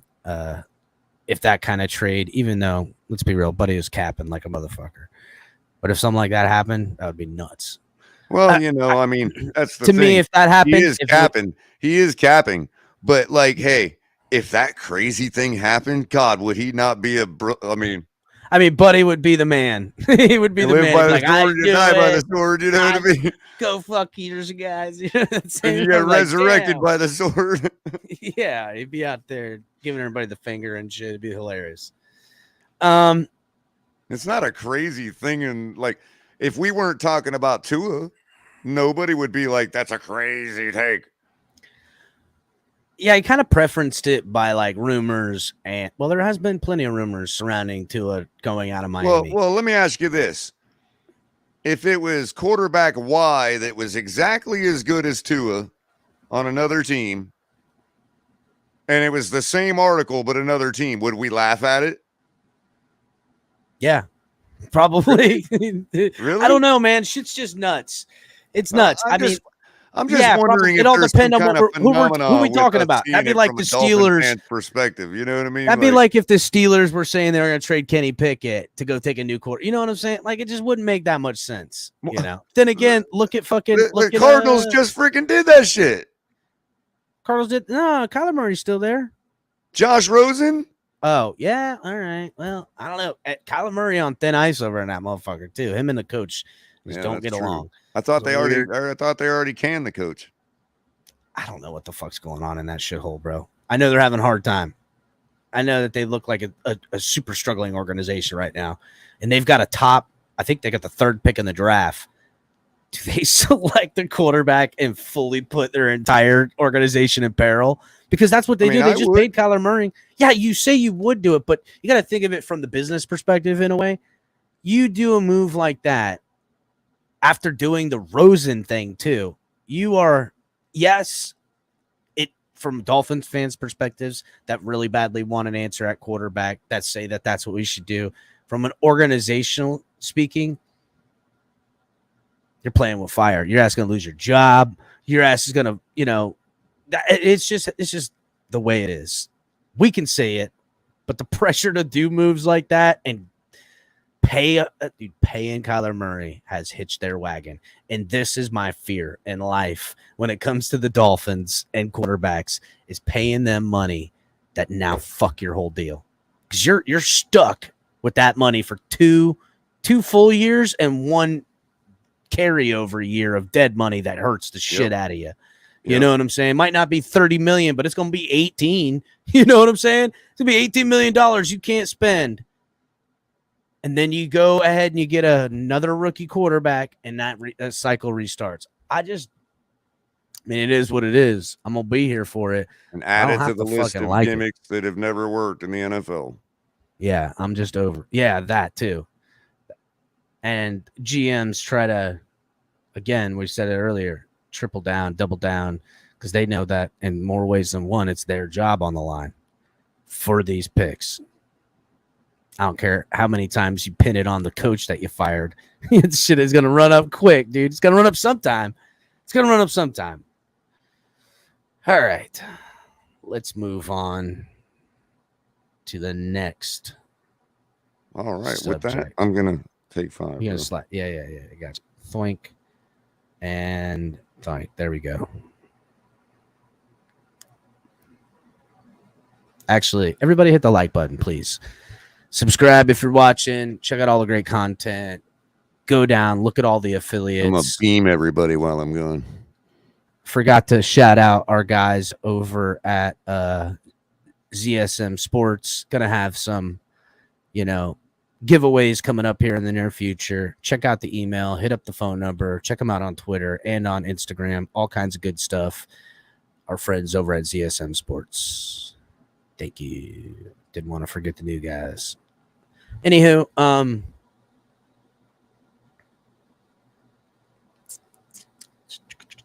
where's the next topic? Oh, okay, yeah. I got to share. So, as you guys may have seen, a couple of the new players had a little bit of media availability with the guys. Some a little longer than others. We'll start with the long one with Mike White. Just little introductory stuff, answer some questions, some things like that. Nice to hear. Check out with the team. Let's go ahead and pull it up. Present. Share screen. Let's see how that looks. How's that look? Oh, yeah, it looks nice. Let's go ahead and do it like that. There we go. I like that. It's perfect. Everybody hit the like button, subscribe. Hey, Thank Mike, you. welcome back home to South Florida, man. It's good to see you. Thanks. Thank you. I wanted to ask you spent the last couple of years with the Jets under offensive coordinator Mike LaFleur. I know he spent a lot of time in his career with Mike McDaniel. I was curious how you think that might kind of help you pick up the offense quicker here with your new team. Yeah, that was one of the pluses of coming to Miami was it's the same system. Now I'm sure there's different verbiage and things like that, but down to its core, it's from the same system. So it'll be definitely easier than learning a brand new offense. David? Hey, Mike, welcome back, of course. Thank you. We saw the picture of you as a youngster. It seems like outside of Hard Rock Stadium, or then called Joe Robbie Stadium, right? Right. Some of your childhood memories as a Dolphins fan, and Probably the best part of Mike White is Buddy knows the fam and the life. Fan. We would watch every Sunday. I mean, I remember I was still back in college, Dolphin fan, and they I think it was 2016 when they made the playoffs and they played the Steelers in the wild card round. I remember coming home and watching that with my dad and my family. I mean, my favorite players growing up were, there's a lot of them. I mean, obviously loved watching Wes Welker, so it was pretty cool to meet him when I signed. There's so many. Big Ronnie Brown fan. Ronnie Brown was my first jersey. I remember when they were running the Wildcat with him. That was pretty cool. I would probably have to say Ronnie Brown because that was my first jersey that I went out and bought. And so when you were a high school quarterback at U School, you were essentially on the same campus as Dolphins' old practice facility. Did you ever stop and think, like, hey, I could be there one day? Oh, no doubt. I mean, we would hear whenever they would practice with crowd noise, we could hear it in class. So that's how close we were. But growing up, especially at that age, like middle school and even into the beginning part of high school, I didn't think I was going to be in the NFL. I was more of a baseball player. My goals were the MLB, and then kind of caught on late with football and was a late bloomer and didn't play until my senior year, and then had some success. And then obviously the story goes on, but it is funny, like looking back on it, like we would practice baseball right next to the bubble, and you would see the Dolphins facility all the time. And still, like, it never really crossed my mind that this could be an opportunity. So it's pretty funny looking back. Cinderella story, Cinderella boy. Hal? Hi, Mike. Hal Habib with the Palm Beach Post. Welcome back home. Thank you. I want to ask you a little bit more about the switching from baseball to football. I go back, I know there's a story about Dan Marino, how he made a similar decision sitting at his dining room table one night, and it was sort of like, okay, which way are you going to go? What was the moment for you when you decided, okay, football is my future and it's not baseball? Good question. It wasn't till late into my senior year. I knew the summer going into my senior year when I was going to be the starter for the football team. I kind of, all right, there's some chance. But the problem is, especially nowadays, if you don't have any like junior film or guys are getting offers so early. Like I had no film. So college coaches would come in and they could say they liked me after watching a practice, but there was no film to go off of. So they couldn't pull the trigger on an offer. So I thought baseball would have to be my route because I had more experience and more exposure at that, because during the summer, when you do all your football camps, that's when I was going and doing the travel baseball tournaments and all that and being in front of colleges. And I was getting some looks for colleges.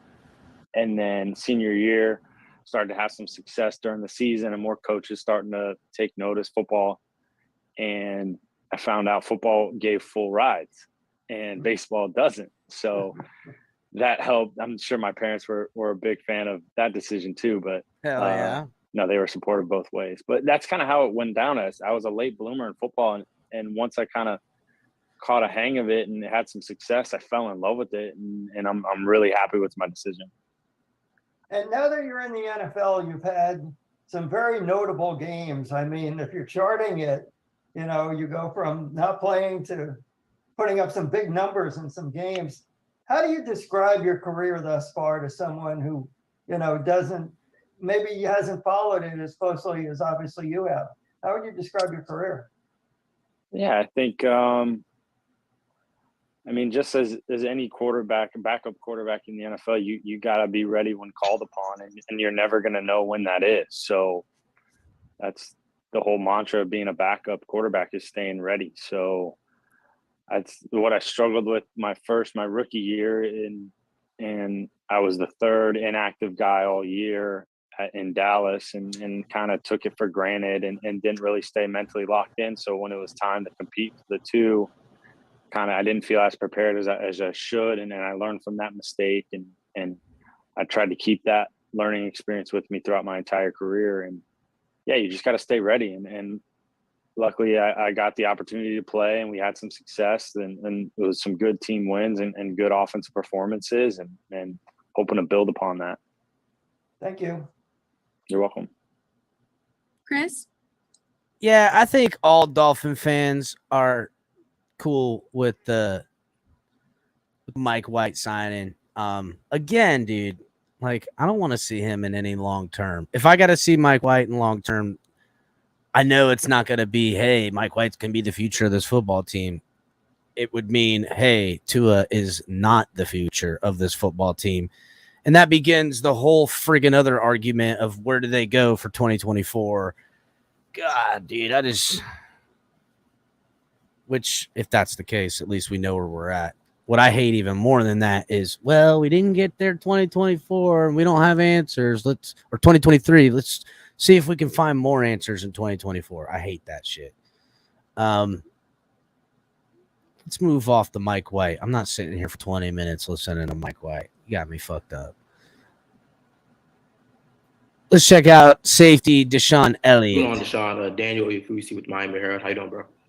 Good morning, bro. Good morning. Hope you're doing well.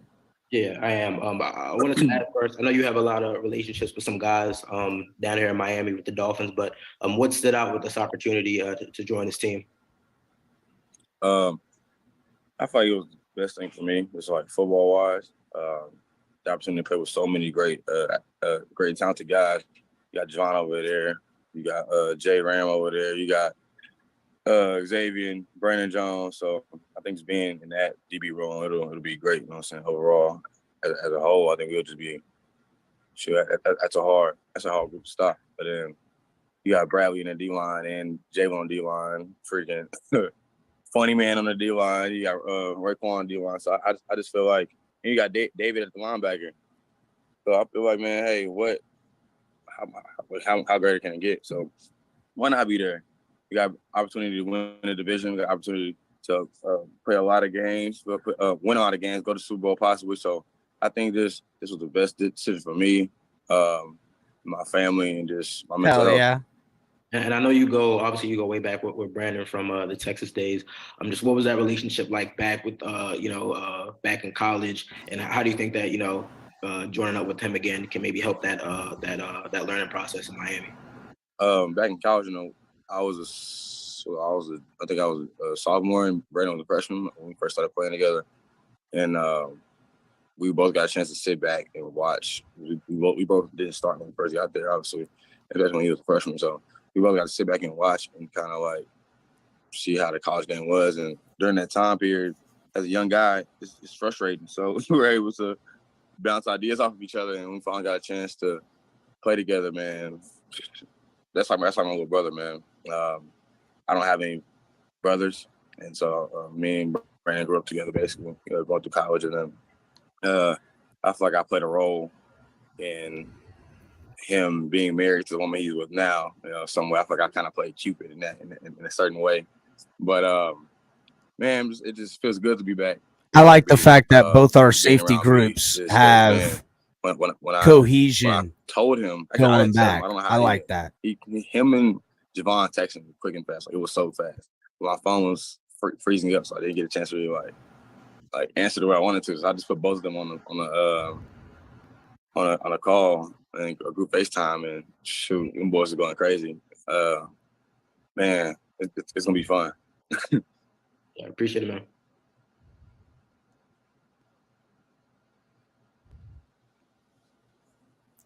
Go to Omar. DeShawn, I'm curious now about how you played matchmaker to the woman he's married to. What was your role in the hookup? Oh, nice. I think I have Twitter DMs to this day about her asking me about Brandon. I think I do right now. I mean, she was like a recruiter already. Well, she was like a recruiter at Texas, like for the player personnel thing. But when he became a freshman, I think she had hit me up, or so right before that, she was just like, what's up with that one guy? And I was like, shoot, I mean, I don't know, I'm here. So the middleman. Just a little middleman. Damn, you done hooked this boy up. So hold on, wait a minute. So how did you know her? Because you knew her from when she was. Oh, I knew her because my ex-girlfriend in college was her best friend. Gotcha. Yeah. Got to leave that part out. Travis. Hey, DeShawn, welcome to South Florida, man, when you officially get here. I wanted to ask you about playing for Coach Fangio and how you think that playing in his defense can kind of get the best out of you. I talked to Vic, and I talked to a couple guys, and I was talking to Javon. It was more of like this is a safety driven defense. Safeties in the defense to make a lot of plays, and I think this is also very similar to the system I just left from.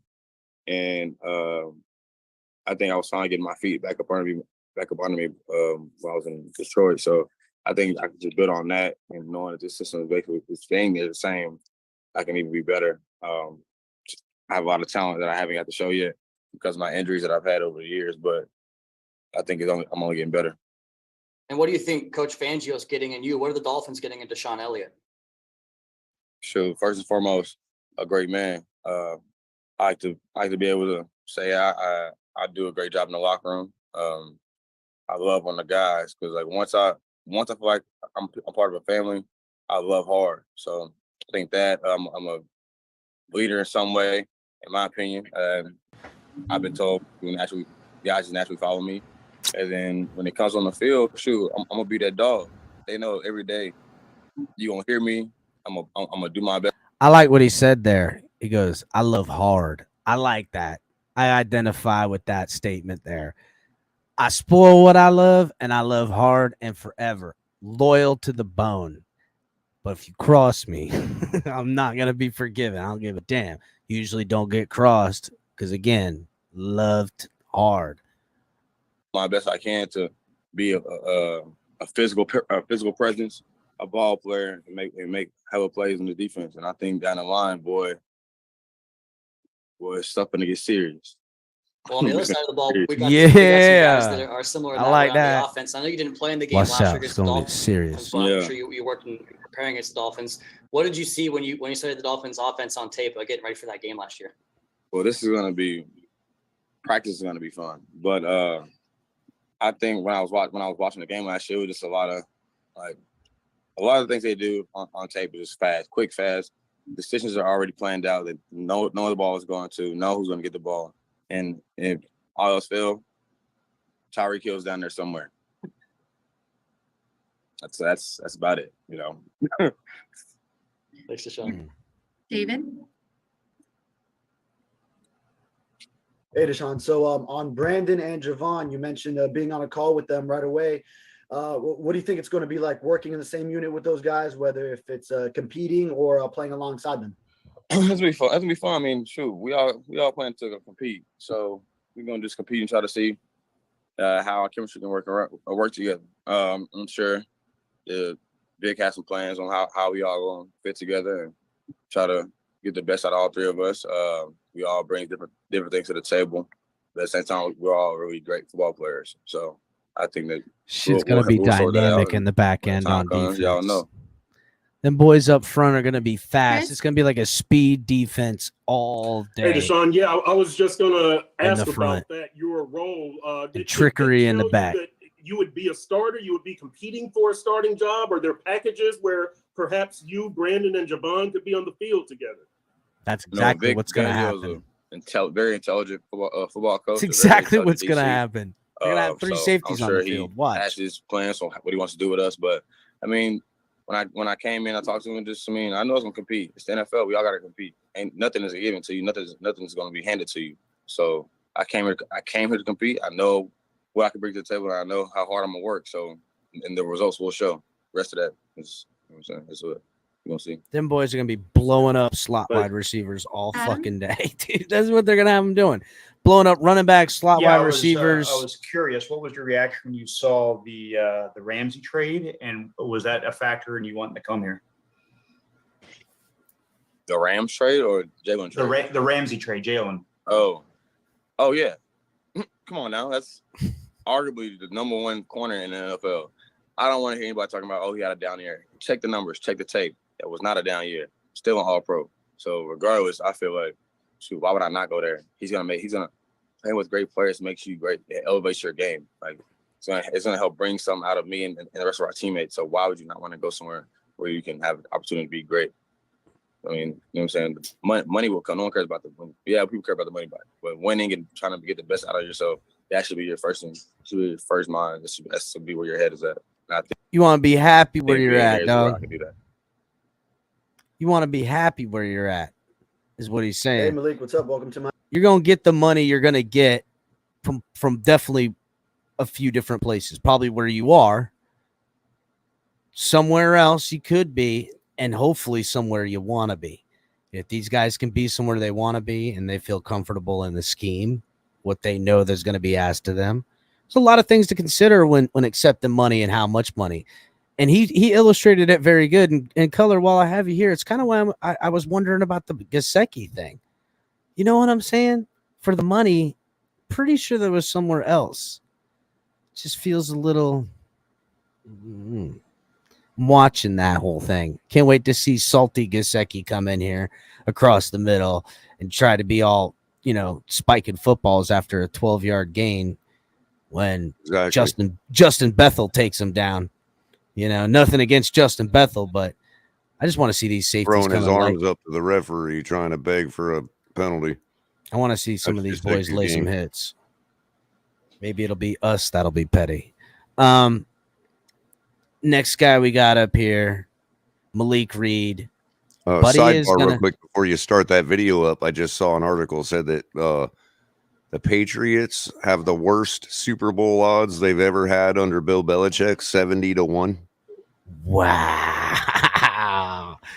Listen, it's why I put that video out not that long ago. The Patriots, you're under the Jets, bro. You know that I've seen a couple of top 10s of teams next year. Chiefs always up there, but there's 3 AFC teams in that top 10 of teams after free agency, currently constructed, and how they can be rated. Only 4 teams were NFC teams inside the top 10, 6 AFC teams. But out of those 6 AFC teams, 3 of them are from the AFC East. It's the Jets, the Bills, and the Dolphins. Bills usually won over the Dolphins and the Dolphins over the Jets. But, I mean, damn, dude, think about that. And the Jets will certainly be probably over the Dolphins in rating in top 10 if Aaron Rodgers ends up there, which still is yet to happen. But we'll see what happens with that. But the Patriots are in the doghouse now. They're going to end up next year at the bottom of this fucking division one way or another. And I can't wait. I can't wait to just see them do that whole thing. He's asking you, Color. I saw that. Good job, Anthony. I don't know if you noticed the poll, Capitan. I did. If you haven't noticed the poll, it asks, would you trade Tua for a chance to draft Hendon Hooker? 34 votes in, 38% yes, 62% no. Yeah, we'll still let it ride. We'll let it ride for a while. Mm-hmm. All right. Let's check out the Malik Hooker.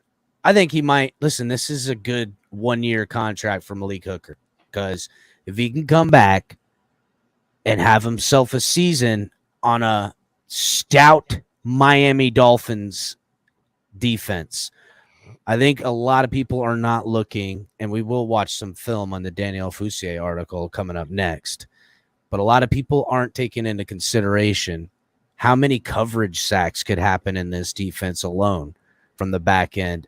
And Malik Reed could stand to benefit in a rotation role as a guy who can pad up his numbers and find himself making some postseason fucking splash plays if the Dolphins are lucky, and he could be worth a shit ton of money next year. So he's going to go back to, Vic Fangio's defense and try to get some pad numbers. He's only got a 1-year deal, and he's young. He can get another contract. To Miami.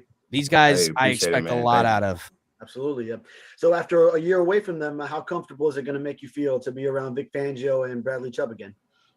Man, it's gonna be awesome. To come in the league, and being in Coach Fangio's system, I feel like it was huge for me personally as a player. Learned so much about the game, a lot about the outside linebacker position, whether that's setting it being on the edge, setting the edge, or in coverage as well. So I'm excited to get back to work with him. And, my brother Chubb, man, we had a lot of great times when we was in Denver, and that's a guy that is really close to me, and I'm excited to be able to play with him again. Daniel? Hey, Malik, this is Daniel Oyefusi with my. He look happy as a motherfucker, don't he, Color? I wanted to ask, you had your best statistical season under Vic Fangio a couple of years ago, and it seems like wherever Vic goes, he just brings the best out of outside linebackers, edge rushers. What is it about Vic or about his scheme that allows guys like you to thrive? Yeah, nice to meet you, Daniel. And man, I just feel like he, has been around the game so long, been around, so many great players. Like you say, he's a great defensive coordinator. So I think he helps get us in the right positions to be successful. And he allows us to go out there and do what we do. I feel like, and, make plays and be playmakers, essentially. You know what I'm saying? We out there for a reason and to, have an impact on the game. And I feel like like I say, he does a great job with his scheme and, how he coaches that position, just, doing a good job of putting us in the right spots at the right times and to where we can go, do what we do best. Thanks. And a quick follow-up. I saw the Dream Killer chain when you signed with the team. I was reading about that. Who came up with that nickname and, where'd that come from? Yeah, it was actually Vaughn. I played with Vaughn for 3 years, and he gave it to me in my rookie year. And man, it's something that kind of stuck with some of my teammates and things like that. And it came from I think the preseason. I had a good preseason, and he said he was just like you're killing quarterbacks' dreams out there. He's like, keep doing that, man, keep being you. And it was just something between us, and I feel like it just carried on after that.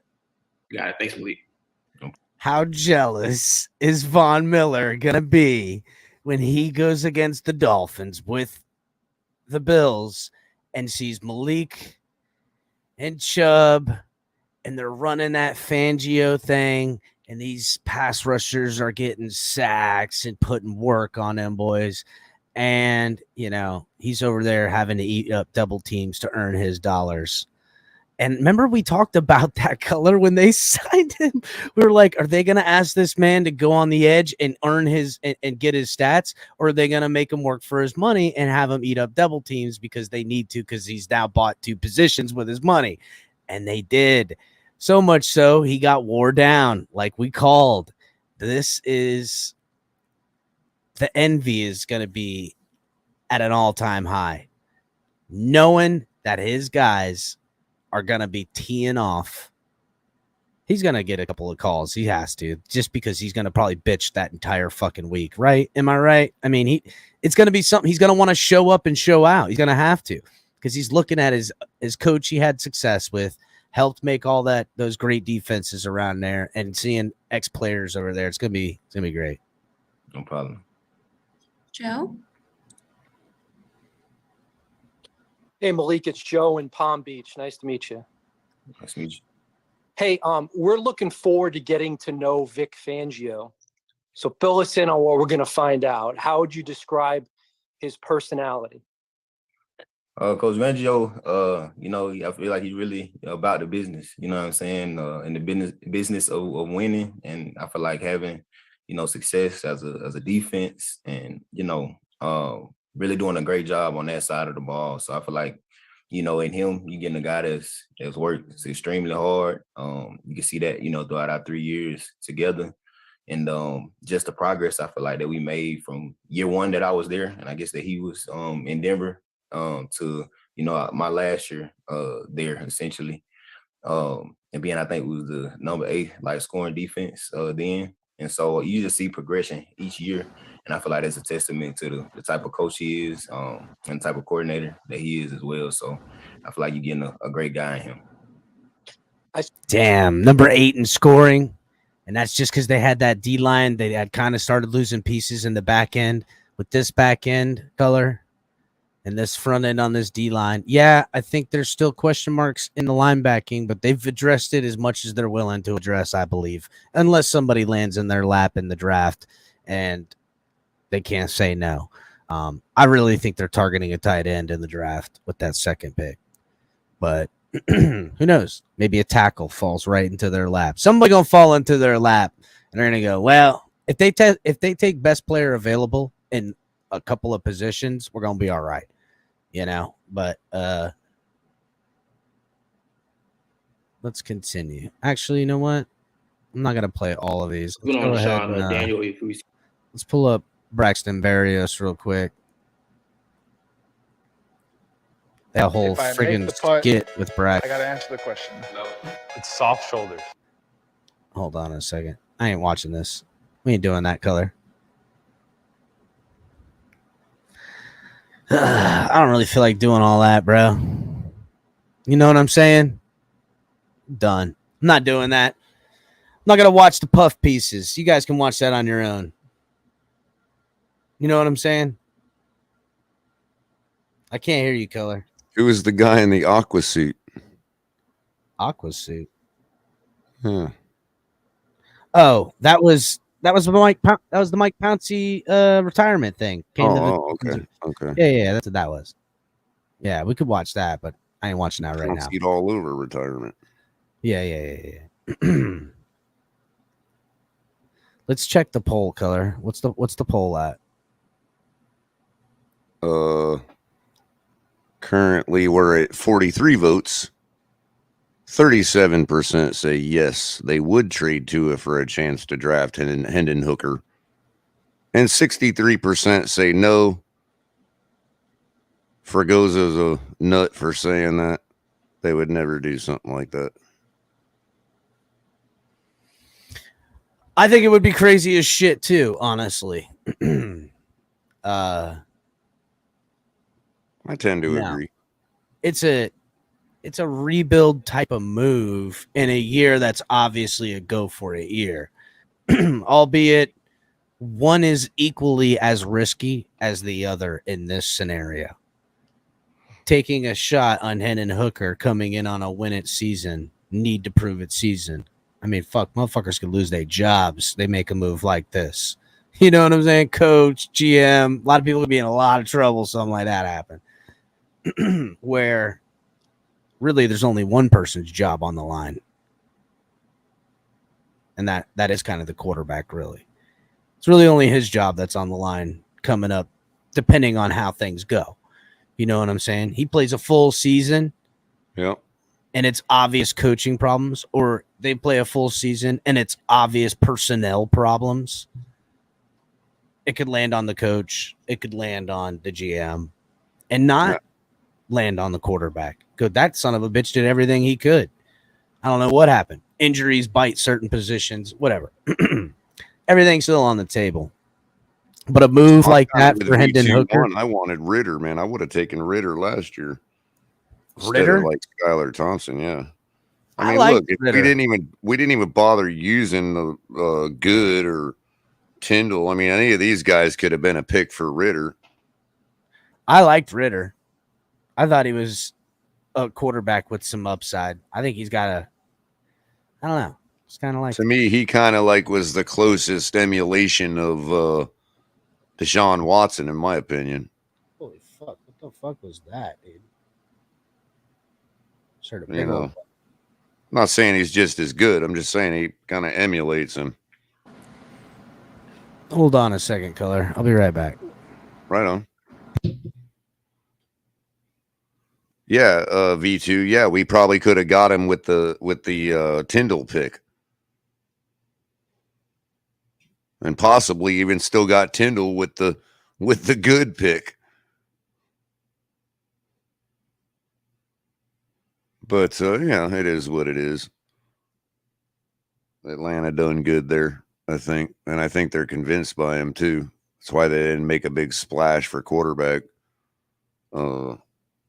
They also got one of the other guys I was looking at running back, Tyler Algiers. I think he would have been a great fit here.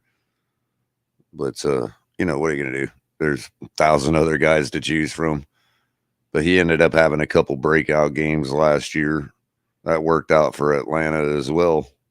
Atlanta's on the ups. And they're putting it together slowly and quietly. You know, watch out for them going forward. But, you know, I mean, it is what it is. That article is done. The guy's just bored reaching out there. Hey, I don't think we have any intention of trading Tua to Baltimore. No, but Seattle now. That's a different story. I don't know. That'd be a big Could we risk still get for Hendon Seattle's Hooker money. with Seattle's pick? I can't hear you much. Oh, Capitan. Oh, really? You can't hear me? Yeah. How about now? Better? Yep. Okay, cool. I don't know what the hell that was. Big old sound like a transformer might have popped. I don't know. I didn't lose power, so I don't really give a shit. You know what I'm saying? So if power's still on, obviously. All right, so let me close this. Is the poll still active? We'll keep it going for a little bit. All right, Yeah, for the next thing we're gonna get into, and I'm gonna do my best to maneuver. To answer this. Craig, I probably wouldn't draft a quarterback myself. But that's, you know. The only look, if one of these guys super falls all the way down and nobody takes him, some weird video comes out, Right, you know, right. something something funky, you know, but not damning at the same time. Right. Maybe, but there's likely to come a gem out of this draft. It's just this is one of those drafts where you have absolutely no idea which one of the guys that's going to be. Next year's the year people are going to fawn over themselves over the quarterbacks, I think. Sort of like the Baker Mayfield draft would be a great example of that. Yeah, that's a good draft. Anyhow, next segment, everybody needs to hit the like button. Got a Daniel Foussier article, and it's a film deep dive that he did, illustrating in an article, showing examples through Twitter. So we're going to try to do our best to line up what he's talking about and show a little bit of share screen. So bear with me here. I'm going to try this out.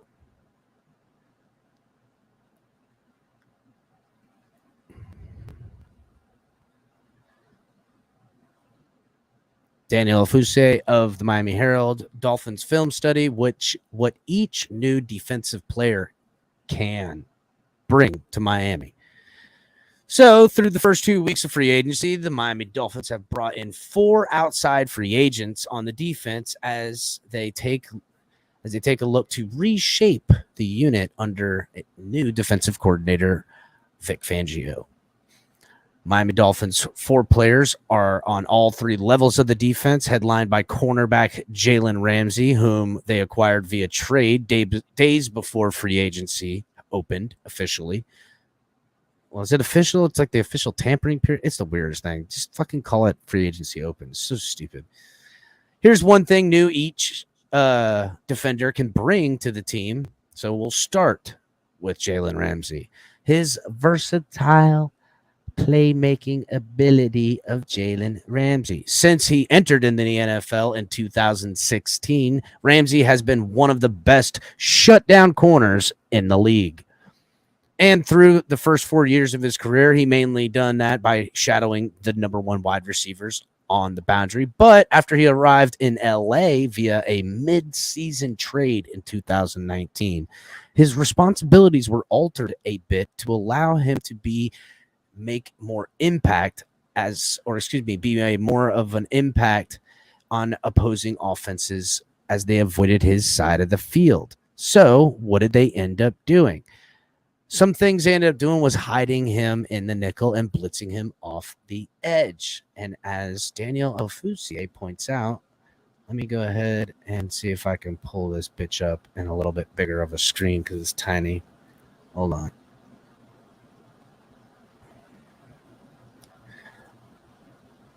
Let's put it on pause. See if I can get this shared proper color. So they did have Jalen Ramsey when they went to the Super Bowl with Jared Goff. That's what I thought. Yes. Right. That was the year they traded, and they were like, man, we went all in, even got Jalen Ramsey to fix the defense on the backside, filled in the holes.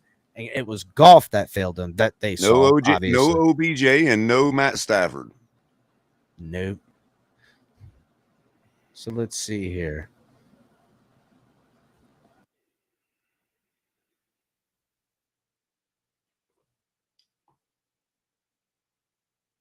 This is them using him out of the nickel and using him in the blitz. Let's go ahead and play it.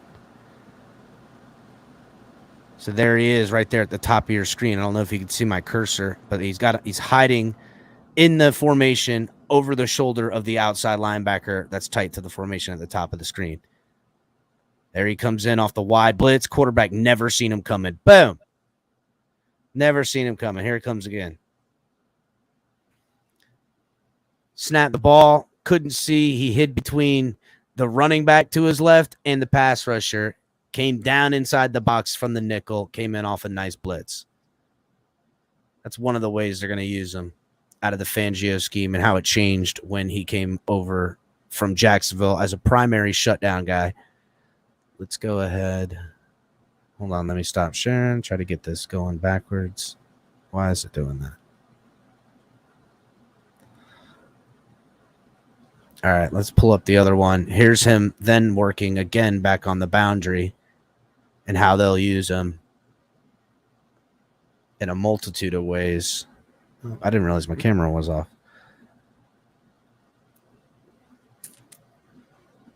It did. Got him down in tight man coverage at the bottom of the screen. I think that's DK Metcalf he's on too. Looks like DK, that big son of a bitch. That dude's so big. Undercuts the route, picks off, makes a break for the other side of the field, brings it down about 10-yard line. So you can still use him playing close to formation. But see, look, when the quarterback takes their eye off Ramsey, that's when they'll slide him in as the nickel and put someone else out on the boundary. You know what I'm saying? And catch you slipping. And then he comes in on the weak side blitz, and you never even saw him because you weren't paying attention. That's what Fangio is going to do.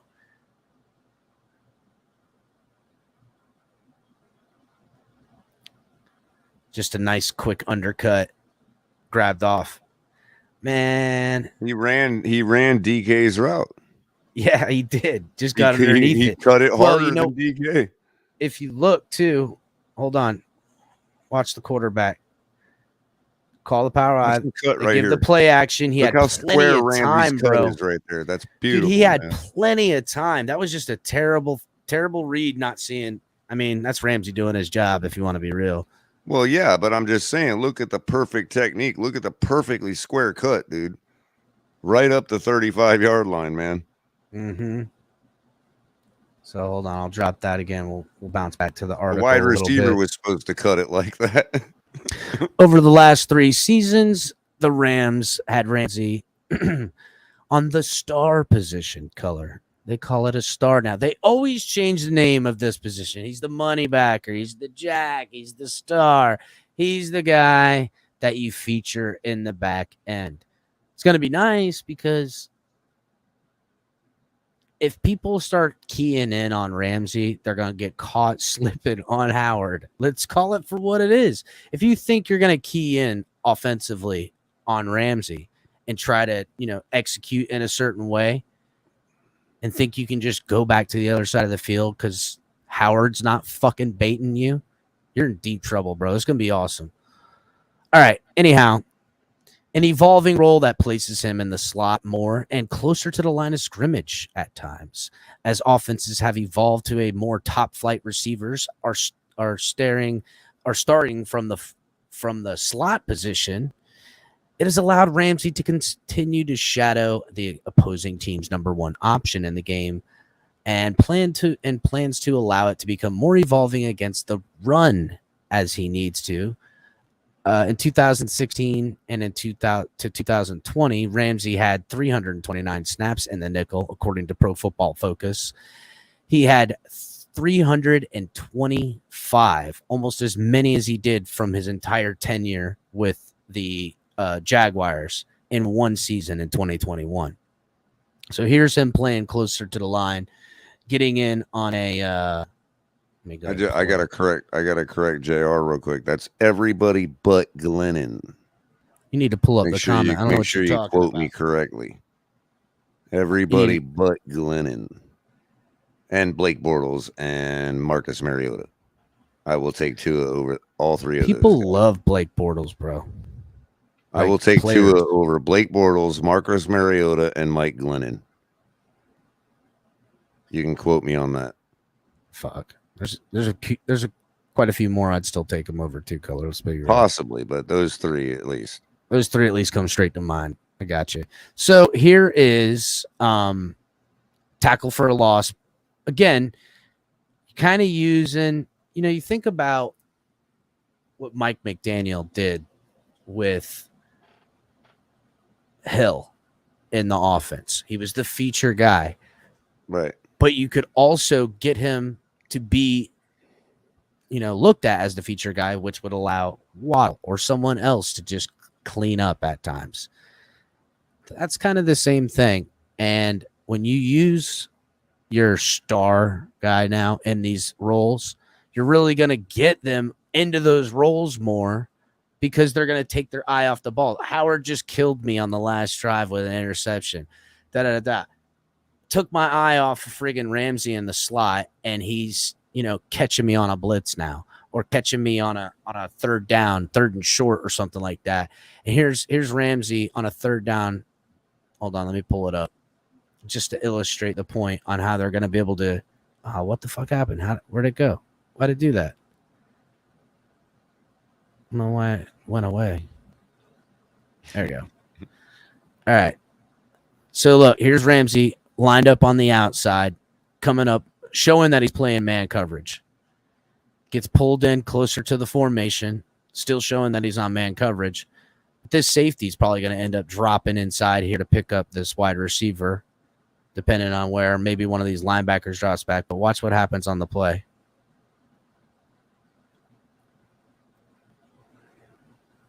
Gets off his block. Gorgeous, man. Little pitch and catch, and here he is locked up on the outside. He just shed the block and sheds his block. Tackle, bro. It's while keying in on holding the maintain. Well, a good play by the linebacker too, if you want to be real. Cleaning it up, yeah, sure. Yeah, well, not just that, but look how the the outside linebacker steps into this zone right here, Forces where it it that way. forces Right, it right. forces out it forces the pitch, and Ramsey's there to play it. Watch the look, sits home. It's like, fuck you, Kyler Murray. You ain't catching me slipping. You know what I'm saying? Kyler Murray, skittle, does a little skip move inside that hole right there, and that whole play is different. But Ramsey takes the outside, clean tackle, easy peasy Japanesey.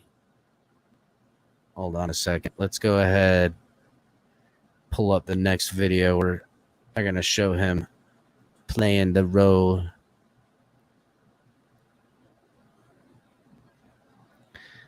Here's him out of the nickel formation, where he's going to come up and get a whole strip sack on this. It's not against the Cowboys. So hold on, let's pull it up. So Ramsey's down here, covering in the nickel position, taking the inside wide receiver.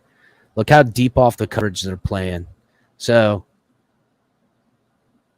again, cheats. As soon as the ball snapped, my man's coming through. Boom, strip sack. Oh, I think we already watched this one, didn't we? Yeah. Did we watch this one? One or is like this just anyway, the same? yeah. Just the same shit. Just this one Pretty resulted in much, a strip yeah. sack. Boom, Yeah, straight mauled my guy.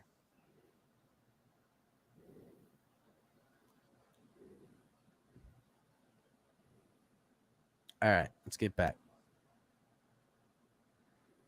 So what makes Ramsey able to excel in his role is not only to cover his coverage ability, but his physical ability against the run. In 2021, he had 4 tackles for no gain or a loss from the slot, according to Next Gen Stats NFL. That's tied for most in the league from the slot. In 2022, Ramsey recorded a career high 88 tackles and a missed tackle rate of only 3.3%. That is good, lowest of his career.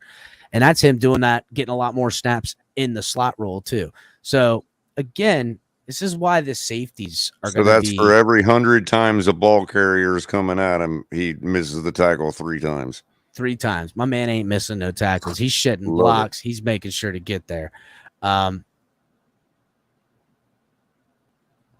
Ramsey said Ramsey had said that he views himself as a defensive back rather than a standalone boundary cornerback.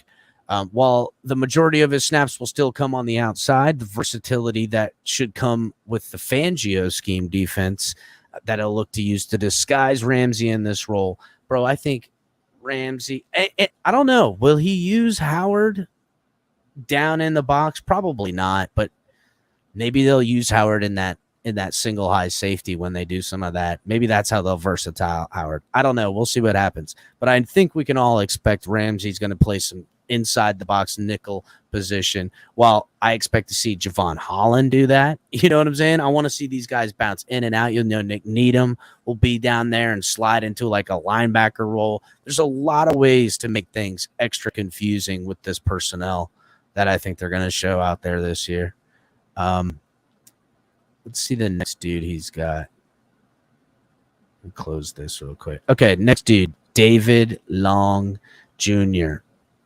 3-down consistency is what he's put to title this. After entertaining the entirety of the inside linebacking corps, after retaining the entire linebacking corps in 2022, the Dolphins went to shake up this offseason. They did re-sign Duke Riley, but they also have signed Long, an unrestricted free agent from Tennessee. The Titans, who projects at every down player alongside Jerome Baker. So apparently they're expecting this guy to be an every down kind of guy. This guy is essentially the new Landon Roberts with better coverage skills color. This is what we're expecting out of this guy. He just sounds like such a businessman, like, David Long. I'm David Long. David Long, that's attorney of law. Attorney of law, tackling machine. He walks in and sets his briefcase down on the table. opens it up and and like tackling comes out. You know what I mean? Yeah. Whole bunch of good tackle stuff. This is I'm here what to I have tackle in my people. briefcase. I've got tackles in my briefcase. Blah. Anyhow, in the recent seasons, the Dolphins have used Landon Robert, who has signed with the Pittsburgh Steelers, as an early down run defender, and Riley as the obvious passing downs. Long has a set of skills of a player that can do anything in a Fangio defense may require in his scheme. With the increase of the two high safety shells and a lighter boxes, the Dolphins need inside linebackers who can hold their own against the run. Long had a run stuff rate, not a long stuff rate. Damn, my man's got a long stuff rate, bro. No, Long had a run stuff rate of 6.6%, tied for the NFL's highest rate. Long, he is just only 5'11". He has uncanny abilities to disengage from blocks and slither past linemen and get to ball carriers, as seen in this video that I shall show right here. Oops, I probably got to share it first, don't I? Would help if I shared it, right, Color? Usually does. Well, that's not the share button. That's to turn my camera off. And then if you turn that little knob and then flip that little lever, and then there's a button you hit. Yeah, there you go. All right. Booyah. All right. Is that 53? Is that him? It's 51 right there in the center. Oh, yeah. 41's the other linebacker. So here he is. Oh, just straight swam through traffic on this one. It's a nice move. Shit right there. Look at that. Swam right past the center, Look at him trying to get spread to the both second of them level. with his arms. He's like, "Excuse me, gentlemen." Yep, like he's going through a crowd at a mosh pit, dude. Listen, that's what you want from an inside linebacker right there. If it's a fucking handoff, then go up there and get his ass, dude. Don't wait for him to come through all this nonsense downhill at you. Fuck that. Go meet that man. And look. Yeah, right here. Right here is where he just runs right past. You got the one guy being blocked, but then the free guy. Now watch him just spread both of them out and create his own hole. Like, excuse me, y'all can move, please. I don't know what y'all are doing, but Texans suck though, Color. Let's call it for what it is. Yeah, true. Got another play. Hold on, maybe this is a little bit better. It's against the Patriots, so we'll enjoy watching some of this right here. Wait a second. What's going on here? Maybe this is something else, Color. Like delusional Patriot fan hacked into your computer, bro. This is bad. All right. Against the pass, Fangio needs his inside linebackers to have athleticism to drop into zones and disrupt passing lanes. If there is one area where Long could improve, it is in his pass coverage. According to ESPN, Long allowed 0.9 yards per coverage snap. Wait a second. Which the site noted is an average mark for linebackers, but Long has the speed and quickness to execute zone dropping assignments in the Fangio scheme. He allowed a passer rating of 74.1 when targeted this past season. According to Pro Football Focus, that ranked him 7th among all off-ball linebackers. For comparison, Roberts, he allowed a passer rating of 121.9 when targeted. So, although he might need some improvement in his pass game coverage, it is a vast improvement from, I mean, dude, how many times we've seen, and I know people want to go at Jerome Baker all the time, but you get kind of tired when you're the only dude out there playing. You know, a lot of people fucking. I wasn't going to ask you what Jerome Baker's passer rating was. I don't even know what it is, so I'm not going to talk about it. Let's move on to the next guy. Safety, DeShawn Elliott. Run support from depth, it says. Injuries derailed the first couple of seasons of Elliott's career, but he had his best year to date with the Detroit Lions. No, the Detroit Lions in 2022. In his time with the Lions and Baltimore Ravens, he has had mixed success as a deep safety. In 2022, his lone season as a full-time starter with the Ravens, he spent most of his time at the free safety, which allowed him a passer rating of 76.9 when targeted in zone coverage. According to Pro Football Focus, that would have tied him for 19th amongst safeties with at least 365 snap coverages. But in 2022, playing with the Detroit Lions in their scheme, that like Baltimore uses a high rate of single high safety looks, Elliott allowed a passer rating of 118.8, which tied for 5th highest amongst NFL safeties, which is not good. Elliott has shown the capability at times to execute a deep safety as a deep safety and could benefit from having a half-size field and assignments with 2 high shells. All the time. What? Said I execute deep safeties all the time. Anyhow,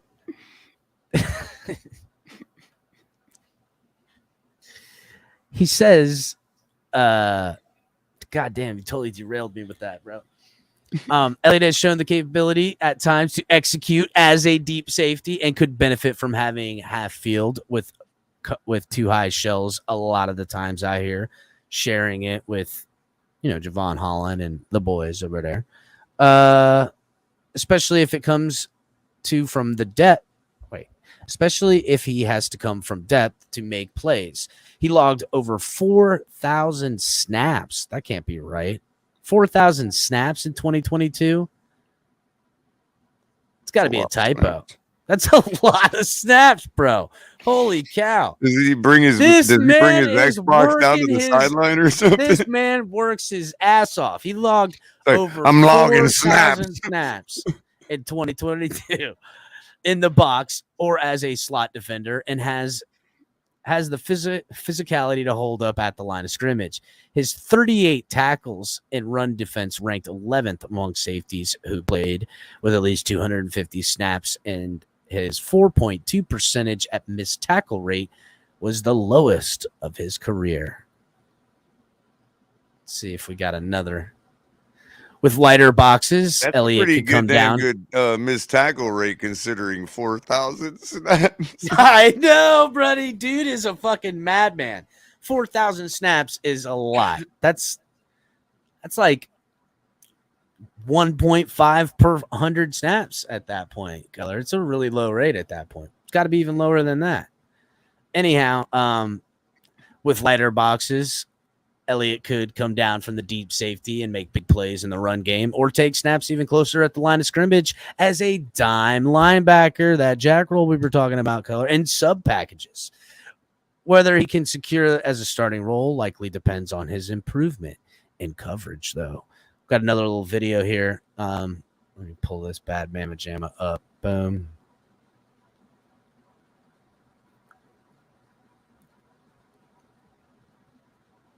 Son of a bitch. And God, if this guy had 4,000 snaps, what team did he How play many on? more does how many more does he have in him, Color? That's my question. What team did he play on?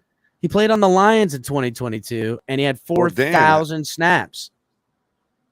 He must have played offense too. How many that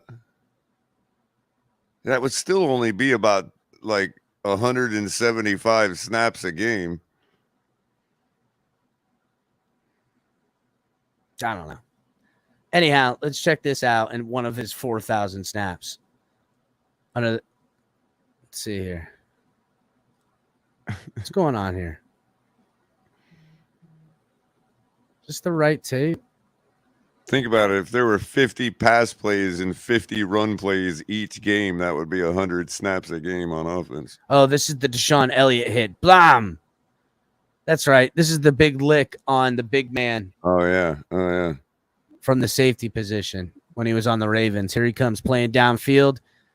One man to beat. Ooh. Oh, no, he doesn't beat him. And he fumbles the football. Well, I mean, in fairness, he had just landed from his leap. I mean, I don't give a damn, bro. You make the king drop the football. You're the he king loses now. all energy right here. Boom. Fucking cracked his ass, dude. He should have never left his feet. Should have never. Not when Elliott's back there looking to make a name for himself coming downfield. Bam! See, he spent all of his kinetic energy built up on that leaping. So when he landed, he had nothing built up, dude. Kinetically. Bam! Kinetically, as Color would say. All right. Next guy on the list.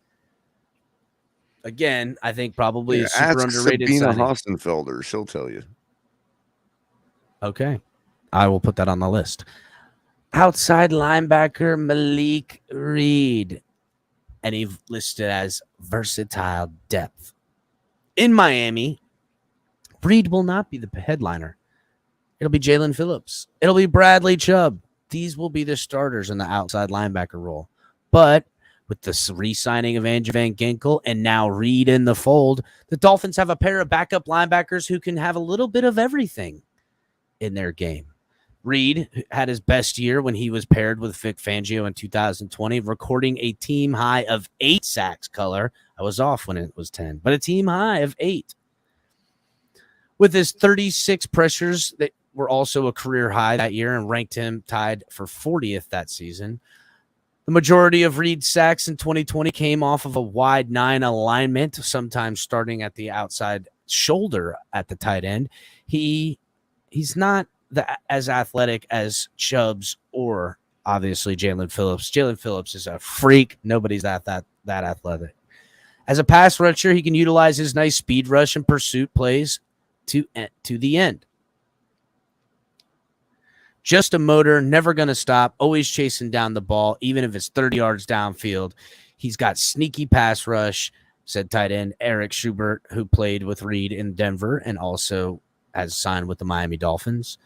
Reed has very well-rounded game, too. In 2020, he logged 61 coverage snaps and 259 run defensive snaps and graded out above average in both by advanced analytics systems. With his knowledge of Fangio's scheme, Reed should provide a quality depth position for the Miami Dolphins. And here is the play. Oh, we got some footage on Malik. Yeah, we do have a little sussing on Malik, if I may. I keep hitting the fucking camera button. I don't know why. Courtesy of whoever's going to be pissed at us for playing it. Yeah, you know what? Life be that way sometimes.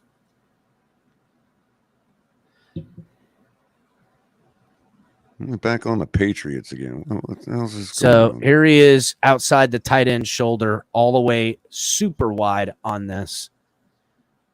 And that's Cam Newton. So this is back in 2020. Look, here he comes, beats the man off the edge. Oh, wait, fuck. That was Chubb on the other side. My fault. He was on the inside. He's on the other side of the formation. On the weak side. Comes in. Boom. God, the Patriots suck. Look how much they suck, Color. They're going to be even worse this year coming up. Look at them. Well, I mean, we beat it. We beat that team too. So I mean, everybody beat that team. That team was a joke. A team is a joke. Over them. Over them. Can't wait for their slow demise when they start thinking about firing Bill Belichick and he starts letting the proteges go because that's the next threat to him. And they're winning 6, 7, and 8 football games a year, swimming around the bottom of the AFC, missing the playoffs. I can't wait. Can't wait. He's going to hang on one too many years, and they're going to go, man, is it time? It's time to let him go. Is Kraft going to give him the axe? Oh, it's going to be great. All right, guys. Make sure you guys are hitting the like button, subscribing if you're new, catching all the great content we have around yonder. Guys, let me pull this banner off, Color. Jeez. I was just getting there. Yep, there you go. The Fins tailgate, myself. You got Lou, the rabid Dolphin, as you guys know. You also got Color Commentary coming at you all the time, anytime. Going to be doing some morning stuff with Ali here in the near coming future. Ali also going to have some late night exhales. Don't forget about DTA doing the Dolphins debriefs, him and Rabbit Dolphin and Shake Money doing the afternoon war room coming at you all the time. Make sure you guys leave comments after those super long videos. Let the guys know what you think because they're going to start doing some Mo. He also does some of the shorts and Shake Money, as you guys can see, hard at work as well. Cash App, Venmo, the Fins Tailgate. Make sure you guys are joining the membership, donating, using Cash App. It always helps this channel grow. You can also grow by hitting some of the links in the description. Fanatics, get your officially licensed gear and from Fanatics purchases, as well as some of our great gear. Pick up some of the swag. Make sure you guys are checking it out. There's also our friends at Doobie. You can check them out. Make sure you guys are using offer code hashtag TFTG with Backroom Collections to get 10% off of all your stuff. And then make sure you guys are checking out our friends at ZSM Sports. Going to have some giveaways coming up. If you guys are looking for signed memorabilia, these are the guys that got it. If you're looking for something, I mean, look, this is the type of joint that you ask them for a signature that they don't have. They're going to put it on their list for when they do get these signatures, and you can bet you can bet it you're gonna get it. So make sure everyone is checking out all the stuff. Color, do you have any closing statements? I mean, we've talked a final lot. Poll results.